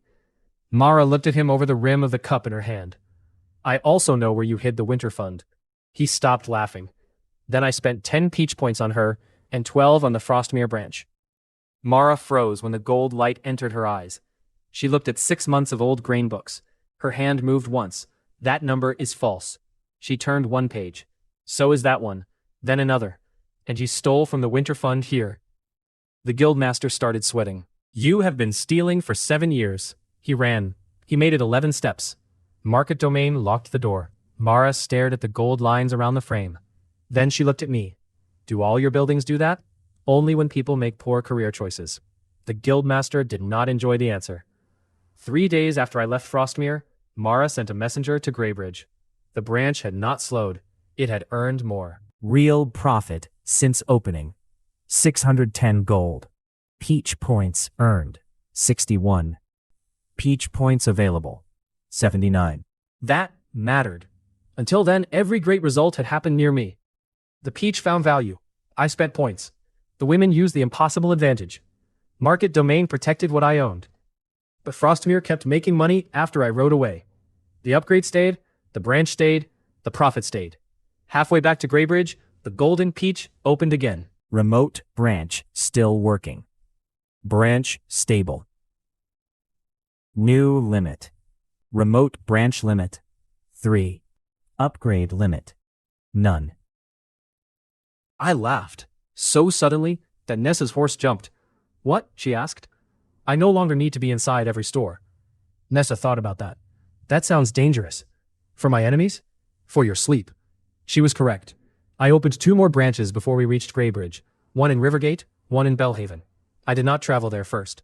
The Golden Peach showed me the exact buildings to buy, the managers with the highest hidden value, and the products each city wanted most. We sent contracts, money, and instructions. Peach points spent. 28. Rivergate storage. X6. Bellhaven workshop. Speed. X10. 3 branches active. The floating golden peach over my saddle looked ridiculous. 3 cities paying me at once did not. By the time I entered Greybridge, 3 cities were paying me. Mira waited inside the new vault. The guild hall we took from Orvin had changed while I was gone. One entire lower floor now belonged to her. Stone walls, iron doors, rows of locked boxes, a long table covered in coins, contracts, and colored markers. Mira stood behind it in a fitted cream jacket and green skirt. She had added a gold chain to her glasses. That somehow made her look more dangerous. You are late, she said. I saved the town. That is a weak excuse for poor timing. Nessa walked past her. He also almost drove 30 wagons off a mountain. Mira looked at me. Celine entered behind her and kissed my cheek. Then she looked at Nessa. Nessa's expression remained completely calm. Celine looked at the faint bite mark near my collar. Nessa's calm ended. Kaya walked in next. Oh. Tessa came behind her carrying a metal gear. She saw Nessa. She saw me. Then she dropped the gear. No. Nessa folded her arms. Yes. Tessa looked betrayed. You were part of the Divine Presence agreement. There was no agreement. You said it was enough. I was wrong. Yara appeared in the doorway. She listened for 3 seconds. Then she turned around. Coward, Tessa called after her. Yara kept walking. Alive, coward. Mira clapped once. As deeply important as this disaster is, I have a larger one. She pointed at the table. There were 12 separate piles of coins. What am I looking at? I asked. Our problem. I like this problem. You would. The 3 branches were making money faster than our old system could put it back to work. Farmers wanted loans for new barns, workshop owners wanted better tools, caravan companies wanted more wagons. We had gold sitting in locked boxes while profitable work waited outside. In my old life, that would have meant a bank. In Edrath, banks were controlled by noble families, and noble banks did not lend to people without magical bloodlines, unless the interest was cruel enough to count as a weapon. Mira, soul. Finance, SSS. Fraud, sense, SSS. Perfect investment, available. Cost, 30 peach points. Result, money use, SSS plus. Bad deal sense, SSS plus. Bad loan warning. Unlocked. I checked my points. 3 branch profits had already returned more than I spent. Peach points available, 67. I confirmed the upgrade. Gold wrapped around Mira. She closed her eyes. Then she opened them and looked at the piles of coin. Her pupils widened. Oh, I had heard Tessa make that sound around machines. Mira made it around debt. She grabbed a farmer's loan request. Safe. Another. Safe. A noble request. Absolutely not. What is wrong with it? He plans to use our money to repay another loan, then use that free land to borrow from a third bank. She looked offended. He is committing bad fraud. Is there good fraud? Kaya asked. Mira pushed her glasses higher. Not if you are boring. She moved across the table at terrifying speed. Within an hour, she had split our unused gold into safe loans, branch growth, emergency coin, and high-profit deals. The peach began flashing results before lunch. Unused gold, 71%, 8%. Expected monthly return, x 4.7. Failed loan risk, 19%, 1%. The numbers were good. The physical result was better. 2 days later, farmers arrived with plans for new barns.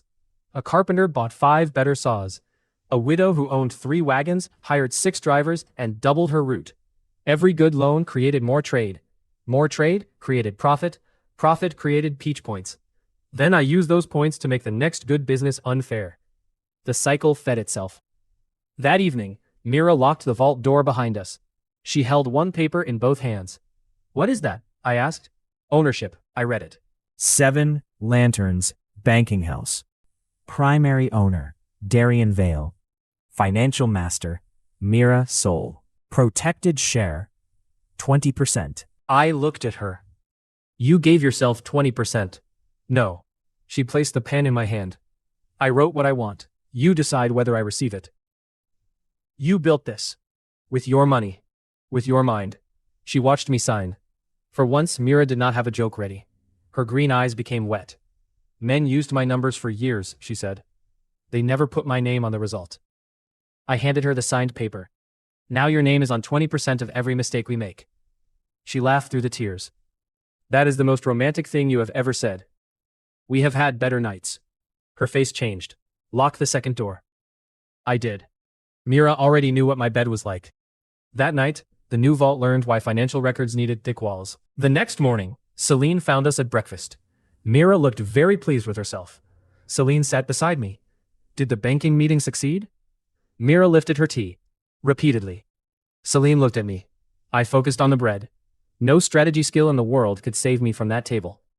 The branch map interrupted before I had to try. Bellhaven flashed red. Southern branch. Fire detected. Workers inside, 19. Second explosion chance, 82%. Tessa went white. Bellhaven was her branch. She had sent 2 workshop girls there 3 days earlier to train the local team. One was a 17-year-old apprentice named Ina, who had followed Tessa everywhere since the first 7 Lantern shop opened. We leave now, Tessa said. We did. The Golden Peach upgraded the fastest 6-horse carriage before we reached the city gate. Cost, 12 peach points. Travel speed, x3. Axle, strength, x6. We reached Bellhaven in 6 hours instead of 18. Smoke covered half the street. The branch workshop burned behind the main store. Workers threw water from buckets, but the flames were too hot. A woman ran toward Tessa. Ina is inside. Tessa moved before I could grab her. I caught the back of her leather vest. Wait. She is inside, and someone wants us to run in blind. The Golden Peach filled my sight. Fire source, oil bomb. Second device, active. Time to explosion, 2 minutes, 41 seconds. Location, under East Boiler. Trapped person, Ina. Location, North Workbench. Air left, 4 minutes. Tessa read my face. Tell me. Second bomb under the East Boiler. Ina is north. I can reach her. No. Her eyes flashed. I can. So can I. The branch was mine. That meant the building was not simply burning around me. It belonged to the Golden Peach. Market domain. Fire damage, 38%. Controlled objects, 183. Emergency path available. Cost, 8 peach points. I confirmed it. Gold lines ripped through the smoke. The front shutter slammed open. A ceiling water tank rotated on its supports. 3 pipes burst at once and dumped hundreds of gallons into the east side. A burning shelf tore itself away from the wall and crashed through a window. The north workbench slid 6 feet across the floor. Behind it, a girl lay curled against the stone with one arm over her face. Ina! Tessa screamed. We ran inside. Smoke hit like a wall. I pulled my coat over my mouth. The Golden Peach drew a gold line through the floor. Safe path, 23 seconds. We followed it. A beam fell behind us. Tessa reached Ina first. The girl was alive but not moving. I lifted her. The peach screamed red. Second device, 43 seconds. I looked east. The boiler shook. Tessa turned. My pressure press is beside it. Leave it. The new fireproof plate design is inside. Leave it. Her face broke. For years, people had destroyed everything she made. The design was more than paper to her. I understood that. I also understood the number above the bomb. 31 seconds. Get Ina out, I said. Tessa grabbed my arm. No, trust me. I ran east. The bomb sat beneath the boiler in a clay shell wrapped with copper wire. The peach marked 1 point. Detonator. Pull red wire. Explode. Cut copper loop. Stop timer. I cut the loop. The timer stopped at 11 seconds. Then the boiler support gave way. A burning iron tank dropped toward me. Market domain caught it. Not gently. The tank stopped 3 feet above my head with a scream of bending metal. My knees nearly folded under the pressure, running through the domain. I moved sideways. The boiler smashed into the floor. I grabbed Tessa's metal design case from beside it and ran. The roof came down behind me. I reached the street with the case under one arm and smoke pouring from my clothes. Tessa stood beside Ina. She stared at the case, then at me, then back at the case. You went back for it. I went back for the bomb. And that? It was nearby. She walked toward me. Her face was black with soot. I have spent weeks telling myself existing near you was enough. I have heard. It is not enough. No? She kissed me in the middle of the burning street. Tessa kissed like she built things. Too much energy. No patience. Immediate commitment to structural damage. When she finally stepped back, she looked at my burned coat. Is this important? Kaya will say yes. Then we should hide it. That night, after Ina woke and the doctor said she would recover, Tessa came to my room carrying the rescued metal case. She placed it on the table. Then she locked the door. No divine presence speech? I asked. She pulled the pins from her red hair. I am done worshipping from a safe distance. By morning, Tessa had learned that not every useful experiment required protective goggles. She still wore them to breakfast. Kaya stared at her. Why? Tessa touched the goggles. I forgot. Nessa nearly choked on her tea. Yara left the table, again. The Golden Peach appeared over Tessa's rescued design case. New method found. Fireproof wall plate. Burn resistance, X12. Current branches, 6. Copy to all branches. I stopped breathing. A second line appeared. New function ready. Branch Echo. 1 successful method. Every connected branch. I looked at Tessa. She looked at me, then at the peach. Do it, I confirmed. Gold exploded across the map. 6 branch marks lit at once. In Frostmere, walls changed hundreds of miles away. In Rivergate, iron plates appeared behind wooden panels. In Bellhaven, the surviving workshop walls thickened around the new design. The same brackets, the same heat shields, the same water lines. No messenger carried plans. No builder spent months learning the method. Tessa made it once. The Golden Peach copied it across 6 cities in the same breath. Branch Echo. Active. Copy speed. Instant. New branch limit. 12. The Iron Crown Consortium had tried to burn one branch. They had accidentally made all of them fireproof. That was when I understood how unfair Branch Echo could become. My enemies paid blood and gold to discover one weakness. I only needed to fix it once. The next morning, a black carriage stopped outside the Bellhaven branch. The man who stepped out stayed by the carriage. He sent a letter inside. Iron Crown Consortium. To Darien Vale. You have confused novelty with power. Close your branches outside Greybridge. Return the roads you have taken. We will allow you to keep your original market. Refuse, and every city will learn what happens when decoration pretends to be trade. Signed, Cassian Vare, Master of the Iron Crown. Kaya read the line about decoration twice. Then she looked at the messenger. Did he choose that coat himself? The messenger blinked. What? His master. Does he dress himself? I do not know. Find out. The messenger left quickly. I folded the letter. Livia watched the carriage disappear. He wants us angry. I am angry, Kaya said. Not about the same thing. I can hold several emotions. Cassian Vare, Iron Crown Master. Kingdom Trade Control, 31%. Debt controlled, 4.8 million gold. Main weakness. Needs noble protection. Noble houses protecting him, 7. 2 houses will break if pressured. Perfect deal marked 2 houses. I knew where we were going next. Within 2 weeks, Branch Echo helped us open all 12 branches. I did not ride from city to city begging each place to work. The Peach found the right building, the right ignored talent, and the right product. I invested once. Then Branch Echo copied what worked. A branch in Eastmere opened on Monday. By Friday, its old guild had copied our fixed price signs. At the coast, Nessa's loading plan emptied a cargo ship before its captain finished breakfast. He walked back to the dock twice because he thought somebody had stolen his goods. We had, legally. In a mining town, Tessa's reinforced carts hit potholes hard enough to throw drivers out of their seats without breaking an axle. Every success could spread again. My enemies had to improve one building at a time. I improved 12 with one thought. The Golden Peach fed on the profit. Peach points available, 143. Branches, 12. Monthly profit, 18,400 gold. Iron Crown, market loss, 6%. Then, Livia and I went to dinner with 2 noble houses that kept Cassian alive.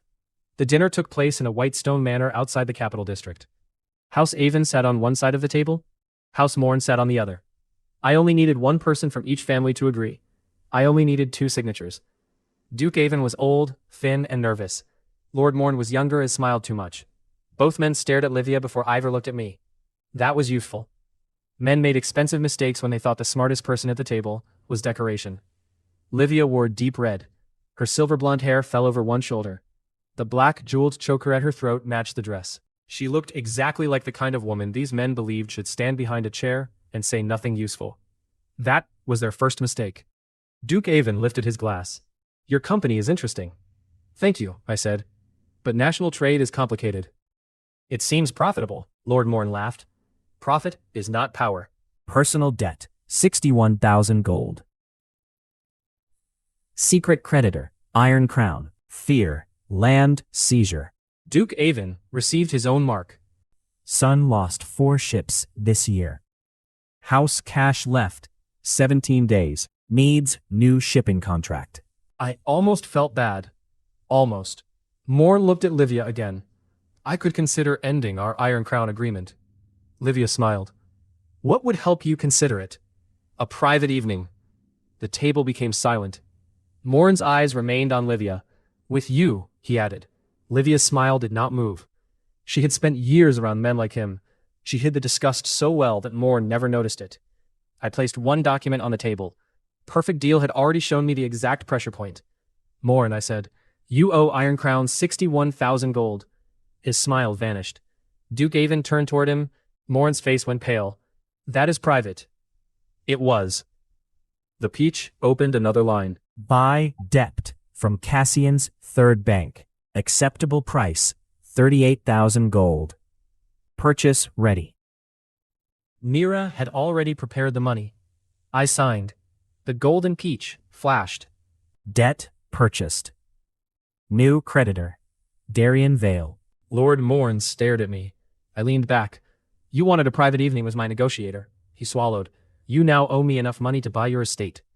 Livia crossed one long leg over the other. Do continue, she said. I slid a new paper across the table. End your Iron Crown contract. Sign a shipping deal with us. Pay your debt over 5 years. Morn looked at the page.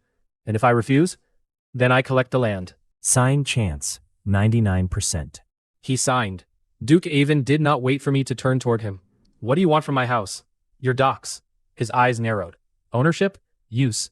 We repair them. We move your goods. You receive 15% of branch profit. Duke Avon will accept 11%. I offered 15 anyway. Livia glanced at me. She understood why. Avon did not need humiliation. He needed a reason to keep choosing our docks after the danger passed. He signed. Iron Crown lost 2 noble shields before dessert. Outside the manor, Livia stopped beneath the carriage lamps. You could have offered 11%. I know. You gave him 15. I want his docks working, not dreaming about betrayal. She smiled. That was attractive. You said the same thing when I stabbed a guard. I have a type. She stepped close. I also want to correct a delay. What delay? I kissed you on the first day. I remember. I have been very patient since then. Have you? No. She pulled me into the carriage. The driver closed the door without being asked. Livia had spent years being treated like a reward men traded between themselves.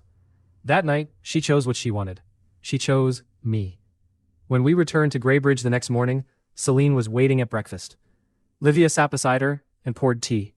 Celine looked at her. Livia looked back. No negotiation was required, Livia said. Celine took a slow drink. Good. Kaya entered carrying a newspaper. She threw it onto the table. Our branch uniform covered the front page. A model from House Velerin wore it beneath a headline. The new face of modern trade. Kaya stared at the page, as if it had insulted her mother. They stole the collar. I looked at it. They stole the whole uniform. The collar is personal. The noble fashion house had copied her black and gold branch design, removed her mark, and claimed a dead court tailor had created it. Exactly what House Vale once did to her. Kaya's jaw tightened. Burn them. Financially? I asked. She thought about it. Start there. The golden peach marked the uniform picture. Copy found. Original designer. Kaya Bell. Proof hidden in stitching. Gold thread pattern. KB 7. Kaya blinked. You can see that? I can see where you hid your initials. Her amber eyes widened. They are inside the inner shoulder seam. Exactly. She smiled. That smile made me briefly sorry for House Velerin. Briefly. We entered their fashion hall the next afternoon during a public show. Nobles sat around a white stage. Models walked beneath crystal lights, wearing copies of Kaya's work. The owner, Madame Velerin, met us near the entrance. She looked Kaya up and down. Servants enter through the rear. Kaya's smile became perfect. I designed the coat you are wearing. Velerin laughed. You designed nothing. I walked onto the stage. The show stopped. Kaya followed. Velerin rushed after us. What are you doing? Checking a seam. I caught the sleeve of the nearest model. Relax, Kaya told her. You did not steal it. She opened the inner shoulder seam with a small blade. Gold thread appeared under the black lining. KB 7. The room went quiet. Kaya opened another coat. KB 7. Then a third. KB 7. Valoran's face lost color. 100 noble clients had just watched her lie collapse one seam at a time. The golden peach opened perfect deal. Velerin fears. Public fraud charge. Noble contract loss. Best offer. Public credit to Kaya. Pay 9,000 gold. Transfer, design house workshop. I showed her the paper. Valoran read it. You cannot be serious. Kaya stepped closer. I am. Valoran looked at the crowd. Every noble client had seen the hidden mark. She signed. Kaya did not simply get her design back. She got the workshop that had stolen it. The Golden Peach registered the building. New property. Valoran workshop. True value, 21,000 gold. Perfect investment available. I spent 15 points. The white hall changed around us.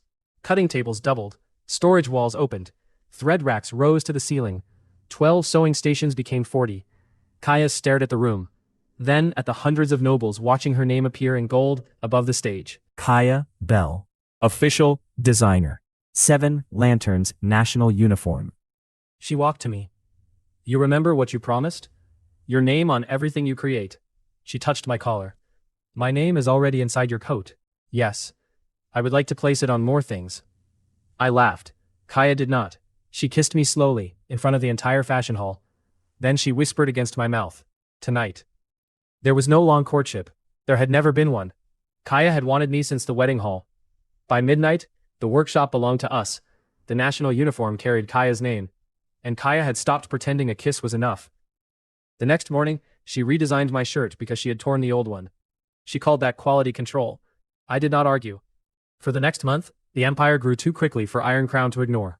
12 branches became 12 market domains. Nessa moved goods between them. Mira put our gold back to work. Tessa's designs spread through branch echo. Livia broke old contracts. Kaya made our black and gold uniforms famous. Celine chose where we hit next. Yara found the people trying to kill us. Their talent made every branch strong. The Golden Peach made the growth impossible to copy. It found talent before anyone else noticed.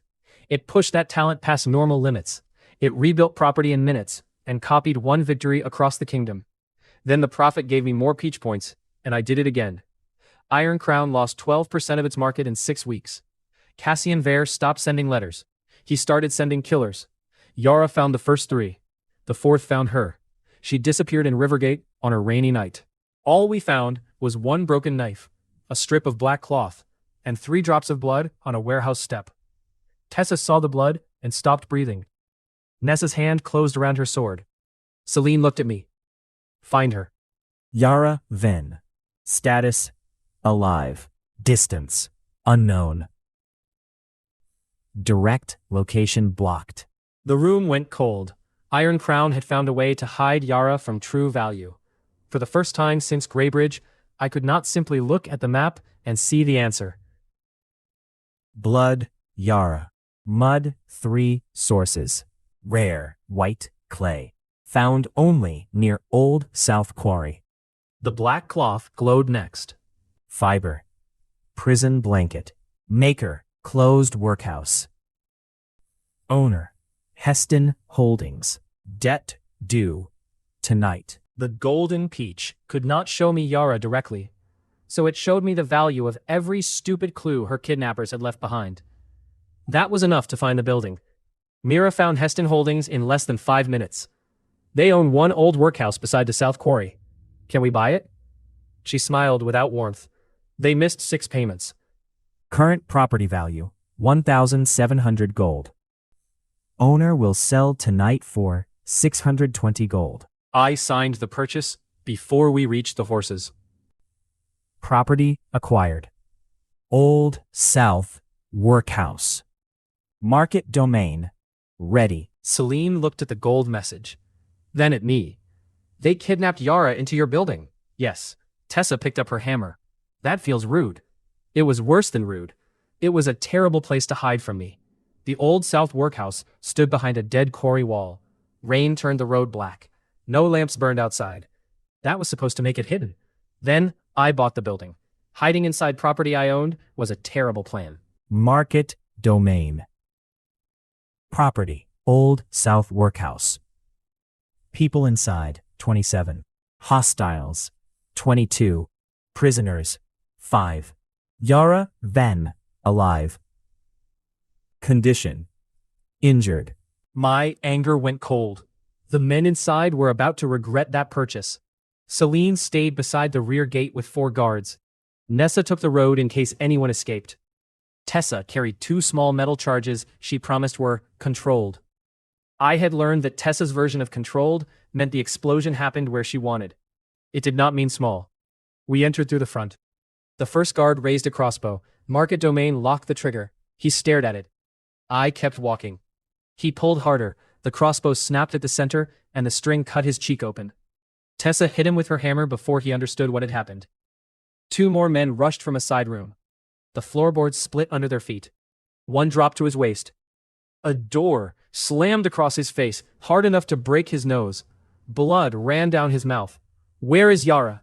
I asked. He spat at me. The domain marked a chain hanging from the ceiling. I pulled one finger sideways. The chain whipped across the room and wrapped around his ankle. Then the ceiling pulley lifted him upside down. His head hung 2 feet above the floor. "Again," I said. "Where is Yara?" "Basement." "Which room?" "Third cage." I dropped him. His skull hit the floor with a dull crack. He stopped answering questions. The basement stairs were guarded by an iron-crowned mage. Green light covered both of his hands. Stone, skim, spell. Body, defense, high. Spell, source, floor contact. I smiled. He saw it. He did not like it. The floor beneath him opened. Not a trapdoor. There had never been one. Market Domain simply pulled 3 support boards apart at once. The mage dropped into the crawlspace. His hands left the stone floor. The green light vanished. Tessa looked down into the hole. There was a door 3 feet away. The floor was faster. She considered that. Fair. The mage tried to climb out. Tessa hit his fingers with the hammer. We reached the basement. 5 cages lined the wall. 4 held strangers. The 5th held Yara. Her hands were chained above her head. One eye was swollen. Blood had dried along her jaw. A man stood in front of her with a thin knife. He turned when we entered. For 1 second, her gray eyes lost every wall she usually kept around them. Then the man grabbed her hair and pressed the knife to her throat. 1 step, and she dies. The peach marked the chain above Yara. Controlled object. Then it marked the man's knife. Metal value, 3 silver. Owned property, contact. I stopped. The man smiled. "You finally understand." "No," I said. "You finally stepped onto my ground." Market Domain pulled the knife sideways. He screamed as the blade tore out of his grip and sliced across his palm. The chain above Yara released. She dropped. Before the man could move, the cage door flew open and hit him in the ribs. I heard at least 2 break. Yara hit the floor on 1 knee. Her hand caught the knife before it landed. She drove it through his foot. He screamed again. Yara stood slowly. "You touched my hair," she said. Then she pulled the knife free and buried it beneath his jaw. The point came out through his mouth. He collapsed at her feet. Yara looked at the body, then at me. I had a plan. It involved escaping tomorrow. I bought the building tonight. Her uninjured eye narrowed. "You bought the prison." "It was on sale." Yara stared at me for 2 long seconds. Then she laughed. I had never heard Yara laugh like that. It hurt her ribs, so she stopped and swore. We freed the other prisoners. The remaining guards tried to leave through the rear yard. Nessa was waiting. Only 3 reached the road. One came back with his arm bent the wrong way and asked to surrender. The others did not come back. We found Iron Crown papers in the upstairs office. Names, payment orders, a full schedule for attacks on 6 Seven Lantern branches. Cassian had planned to hit all 6 on the same night. Without Yara, he might have succeeded. The golden peach displayed the value of the pages. Branch echo response available. Copy defense order to all branches. I confirmed. Every branch on the map flashed gold, shutters reinforced. Night guards changed positions. Tessa's fireproof plates copied into storage rooms. Emergency water tanks filled. 6 planned surprise attacks became 6 prepared traps. Cassian did not know it yet. He had lost them all at once. Yara slept through most of the ride back. She woke in my room at Greybridge, with bandages around her ribs and 1 wrist. I sat beside the bed. Her gray eyes opened. "You stayed." "Yes." "You have 12 branches. They can survive a night." She looked at the ceiling. "They asked what you were to me." I said nothing. I told them you were my employer. That was cruel. They did not believe me. Smart men. One of them asked if I worshipped you. I waited. Yara turned her face toward me. I wanted to stab him. That does not answer the question. No. She pushed herself upright, winced, and grabbed my shirt. Existing in your divine presence was never enough. I suspected. I lied because Tessa said it first, and Nessa agreed, and I did not want to be the weakest person in the room. That is the most honest thing you have ever told me. I hate it. Her grip tightened. I want you. I touched the bandage around her ribs. You are hurt. Then do not break anything important. Very romantic. I read terrible books. My standards are damaged. Yara was careful for about 3 seconds. Then years of self-control became my problem. We stopped before her ribs became a worse problem. 2 nights later, when the doctor cleared her for normal movement, she came into my room, carrying the same romantic novel from Greybridge. She set it on the table. Research, she said. I looked at the cover. A shirtless knight held a princess beneath a moon. Dangerous research. Yara locked the door. Be quiet. The next morning, Tessa found the book outside my room. She lifted it. Yara appeared behind her and took it back. Neither woman spoke. Nessa laughed for almost a full minute. All 7 women had finally stopped pretending admiration from a safe distance was enough. Celine remained my first wife and the person at my right hand. Mira had the bank. Tessa had the workshops. Livia had negotiations. Kaya had our public face. Nessa had the roads. Yara had security. And none of them behaved like servants anymore. The kingdom noticed. Her message arrived 3 days later. It contained only 9 words. Darian, you escaped because they called Celine worthless. Help me escape because they call me priceless. I read it twice. Then I went to see the woman I had refused at the altar. Bruna lived in a storm estate, north of the capital. The walls were beautiful. The gates were gold. There were guards every 20 feet. It looked less like a home once I knew she could not leave. Bruna met me in a blue room with no open windows. Her silver tusks curved from her lower jaw. Blue light moved through the cracks in her gray skin. The storm inside her left eye turned slowly. You became rich, she said. You remained observant. I was told you now sleep with all 7 women. Bruna's normal eye narrowed. That was not a question. I noticed. I am surrounded by bored noblewomen. Information moves. Apparently. For the first time she smiled. Then it disappeared. My family found another husband. She pushed a marriage contract toward me. The man was Duke Halvin Rusk. 48 years old. 3 dead wives. 6 magical sons. The contract required Bruna to produce at least 4 children before she could live separately. I felt my jaw tighten. They call this a marriage? My uncle calls it the greatest offer our house has ever received. What do you call it? A cage with silk sheets. The golden peach opened over the contract. Marriage value to Thorn House, 80,000 gold. True reason for agreement. Thorn debt to Iron Crown, 63,000 gold. Debt cancelled if marriage completes. Bruna watched my face. You see something. Your family is not marrying you for Rusk's bloodline. No? They owe Iron Crown 63,000 gold. The storm inside her left eye went still. They told me we had no debt. They lied. Iron Crown will sell Thorn debt for 41,000 gold. Reason. Needs war cash. I almost laughed. Cassian was spending so much money attacking me that he was selling the chain around Bruna's neck. I bought the debt before dinner.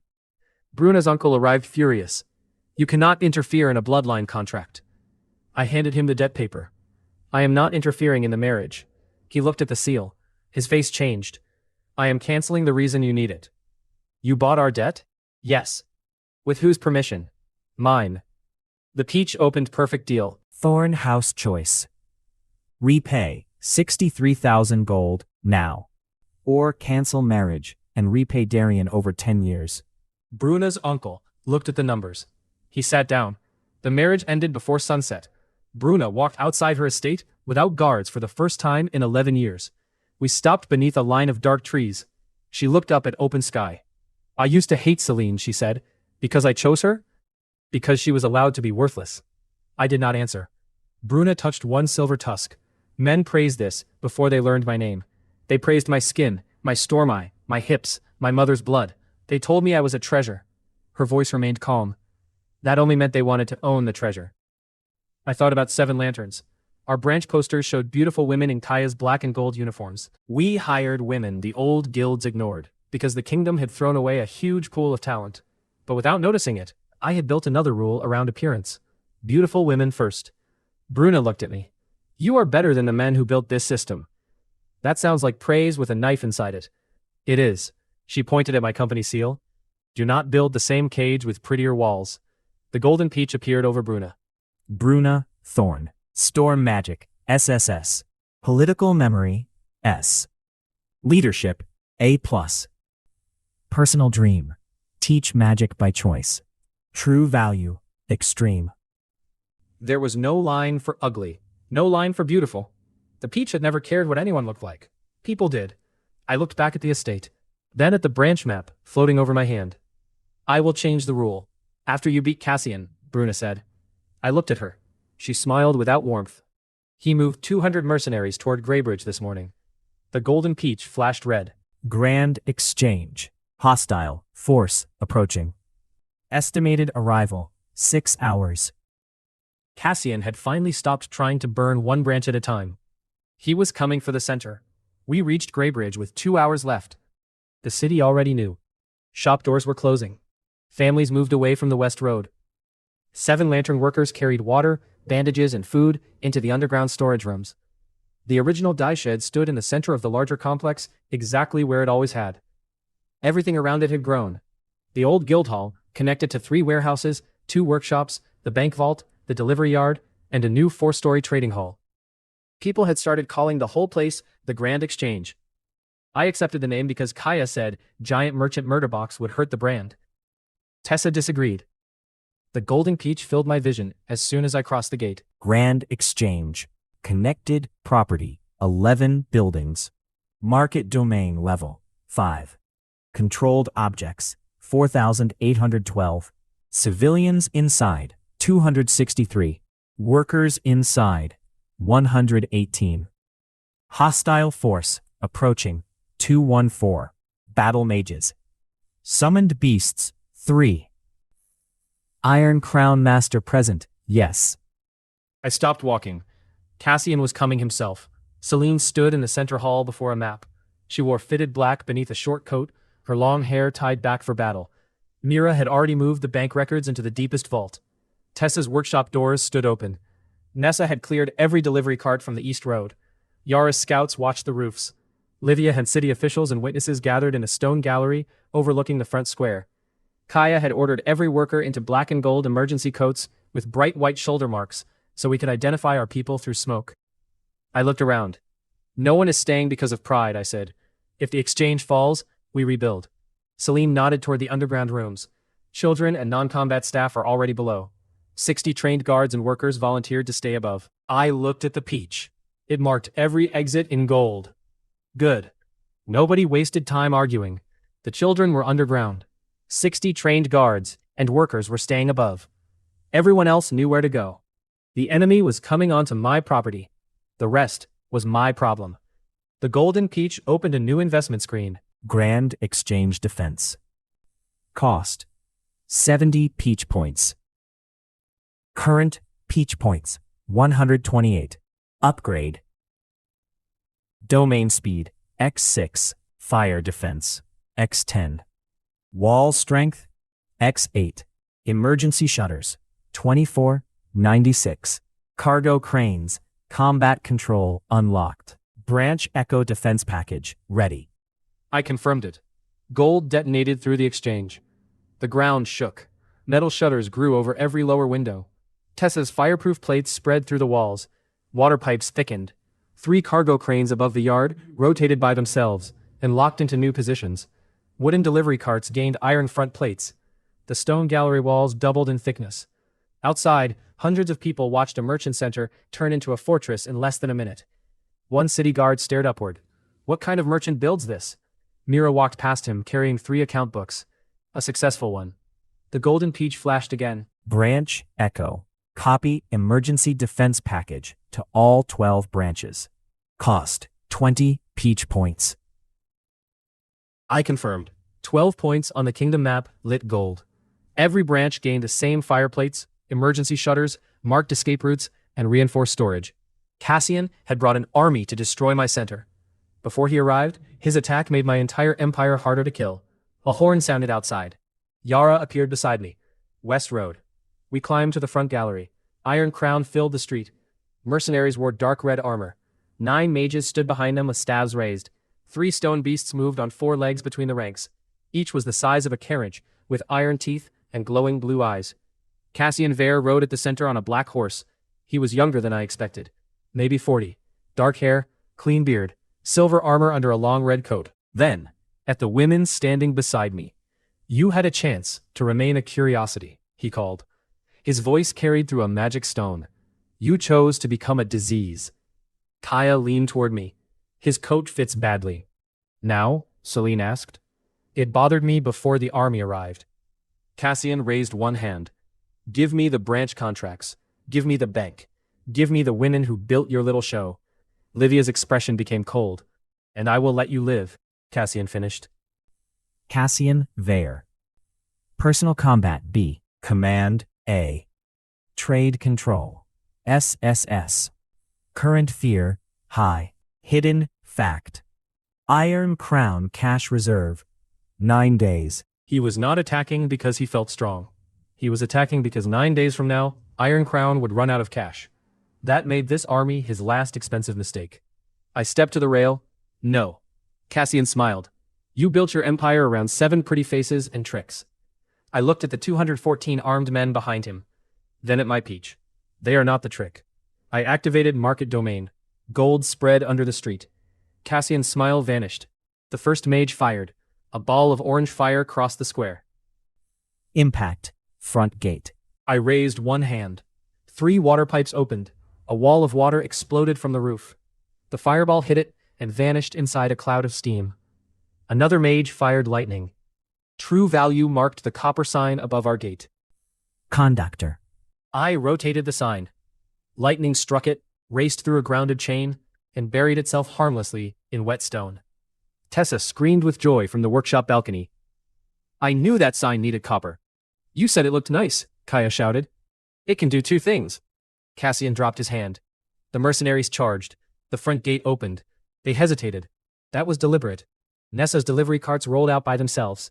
20 iron-fronted wagons accelerated down the street. The first line of mercenaries tried to brace. They had never met my mountain carts. The lead wagon hit the center of the line. One man flew sideways with both legs folding under him. Another vanished beneath the horses. A third struck the iron plate face first. His helmet crushed inward, and blood ran through the eye slit before he hit the stones. The charge broke apart. Our guards fired crossbows from the upper windows. The Iron Crown mages raised shields. The peach showed me the weak point in each spell. Mage Shield 1. Weak point, left edge. Mage Shield 2. Weak point, ground anchor. Mage Shield 3. Weak point, caster focus. I did not need stronger magic. I needed the right object in the right place. A cargo crane swung. Its hook smashed through the first shield at the marked edge and caught the mage in the shoulder. The hook ripped him off his feet. He flew 20 feet before the chain snapped tight. His body stopped. His arm did not. Blood sprayed across the wall as he hit the stones, screaming. The second crane dropped a loaded pallet onto the ground anchor of another shield. The spell collapsed. Crossbow bolts hit the 2 mages behind it. One went through an eye. The other took 3 in the chest.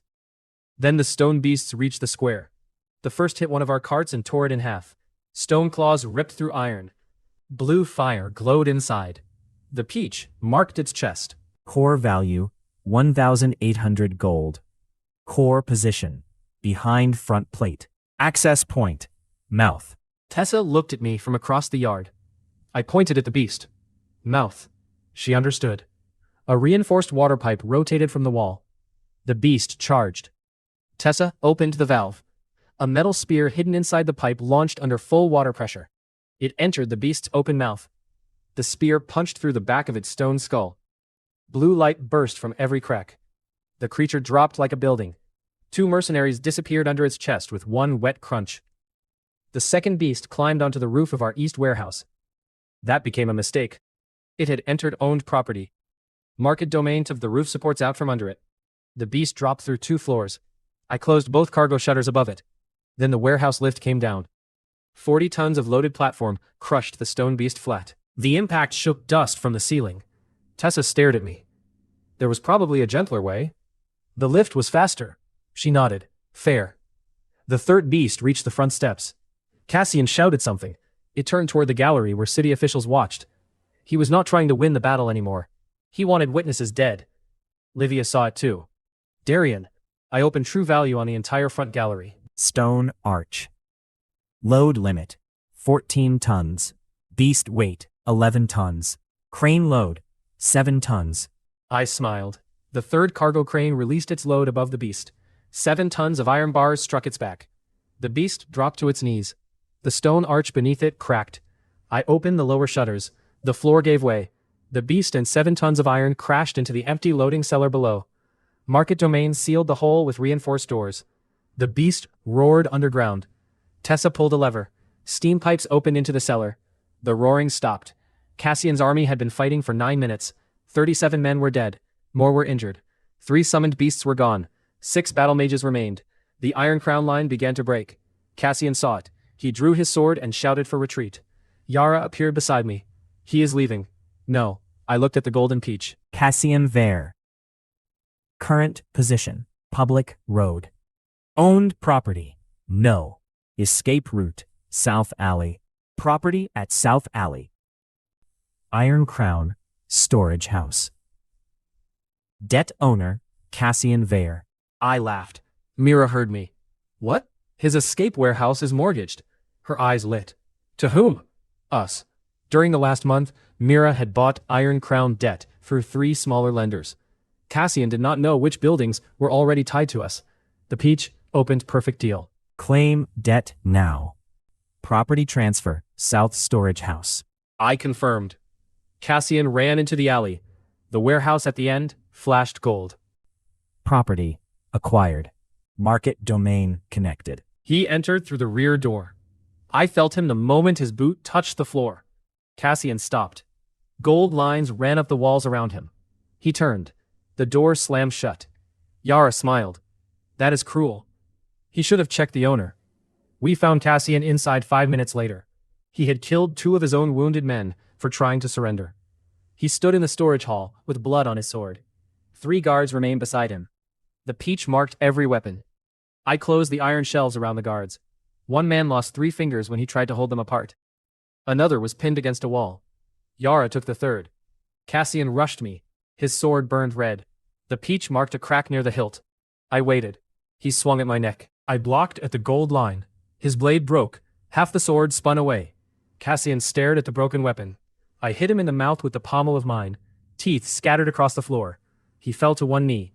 You are not a merchant. He spat through blood. I am an excellent merchant. I kicked the broken sword away. You brought me an army, 3 beasts, 9 mages, and your own warehouse. I kept the useful parts. Yara put a knife against his throat. Cassian looked at the gold walls, at his trapped men, at me. For the first time, he understood the same thing Orvin had understood, too late. He had not attacked a normal business. He had walked straight into the Golden Peach's strongest territory. The fighting outside ended 18 minutes after it began. 62 Iron Crown fighters were dead. 81 surrendered. The rest fled or were too injured to continue. We lost 5 guards. 23 people were wounded.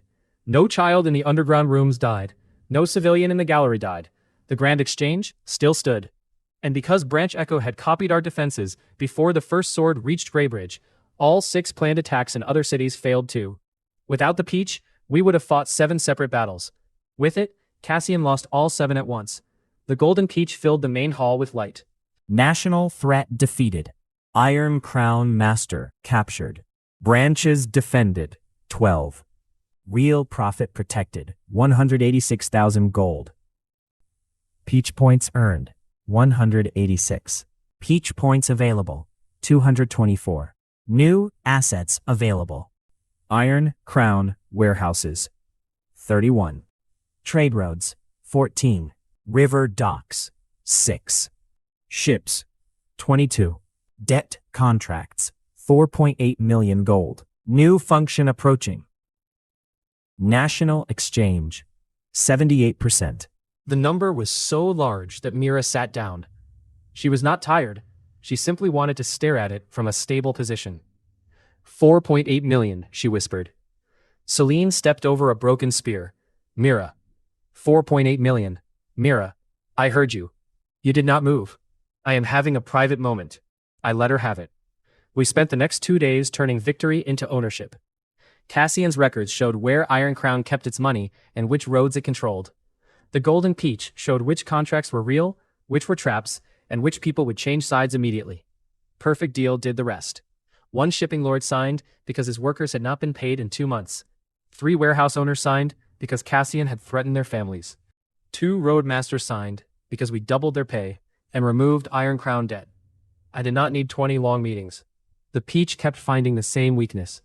Cassian's empire looked powerful because people were afraid to leave. Once the Golden Peach removed the debt and threats holding them there, most of them wanted out. By the end of the second day, the map changed. Iron Crown Red disappeared from road after road. 7 Lantern Gold replaced it. National Trade Control, 61%. Iron Crown Control, 4%. Cassian watched from a guarded room while his empire vanished.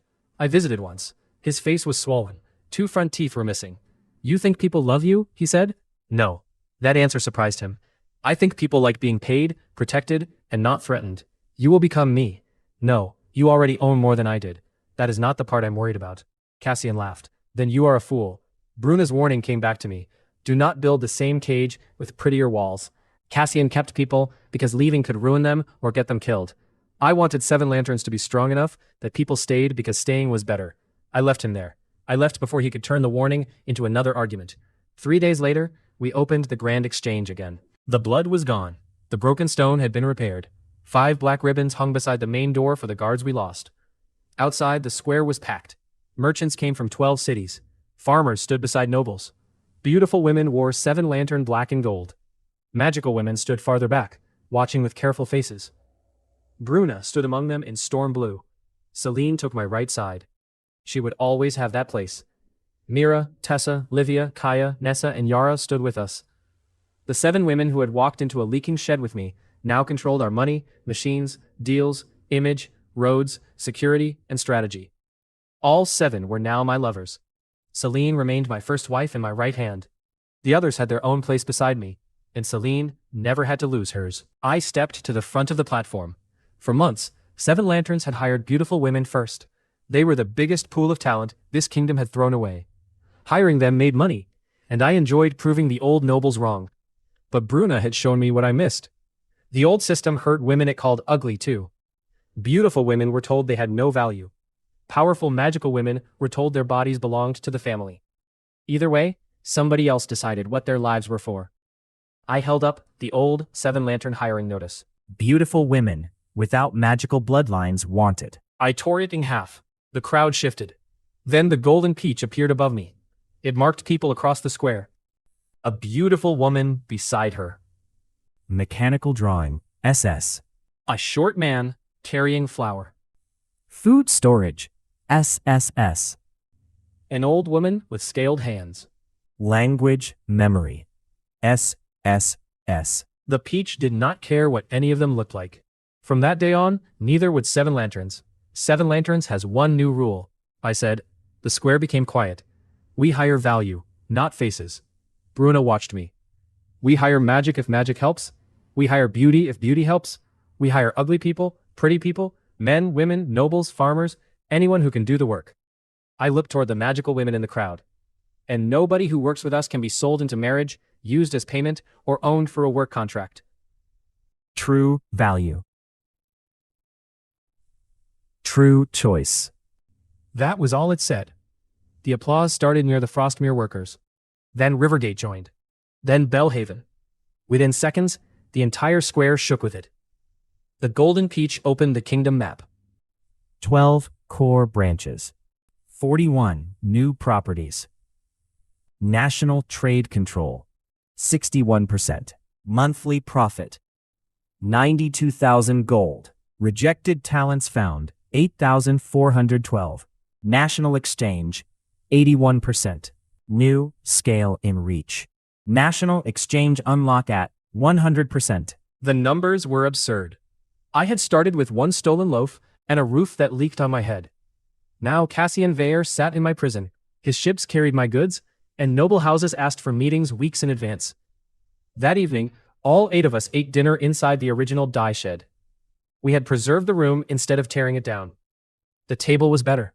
The roof no longer leaked. The dead rat barrel was long gone. Tessa had wanted to keep it for history. 7 of us carried it outside while she complained. Nessa leaned back in her chair and looked around the table. So the divine presence problem is officially solved. Yara did not look up from her food. There was never a problem. Tessa stared at her. You hid in a washroom.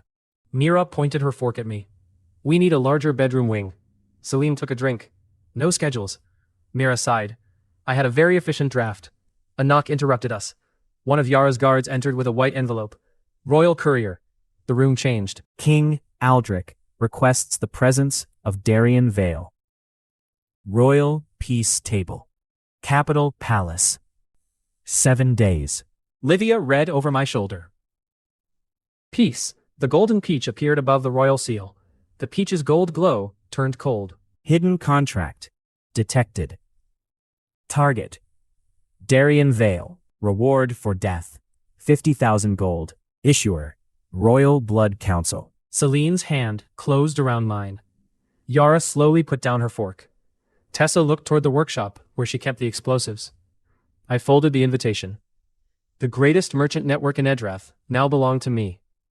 Apparently the king had decided that a merchant controlling 61% of national trade was dangerous. For once, royal intelligence had done excellent work. 7 days, I said. Then I looked at the golden map spreading across the old shed wall. Let's go meet the crown.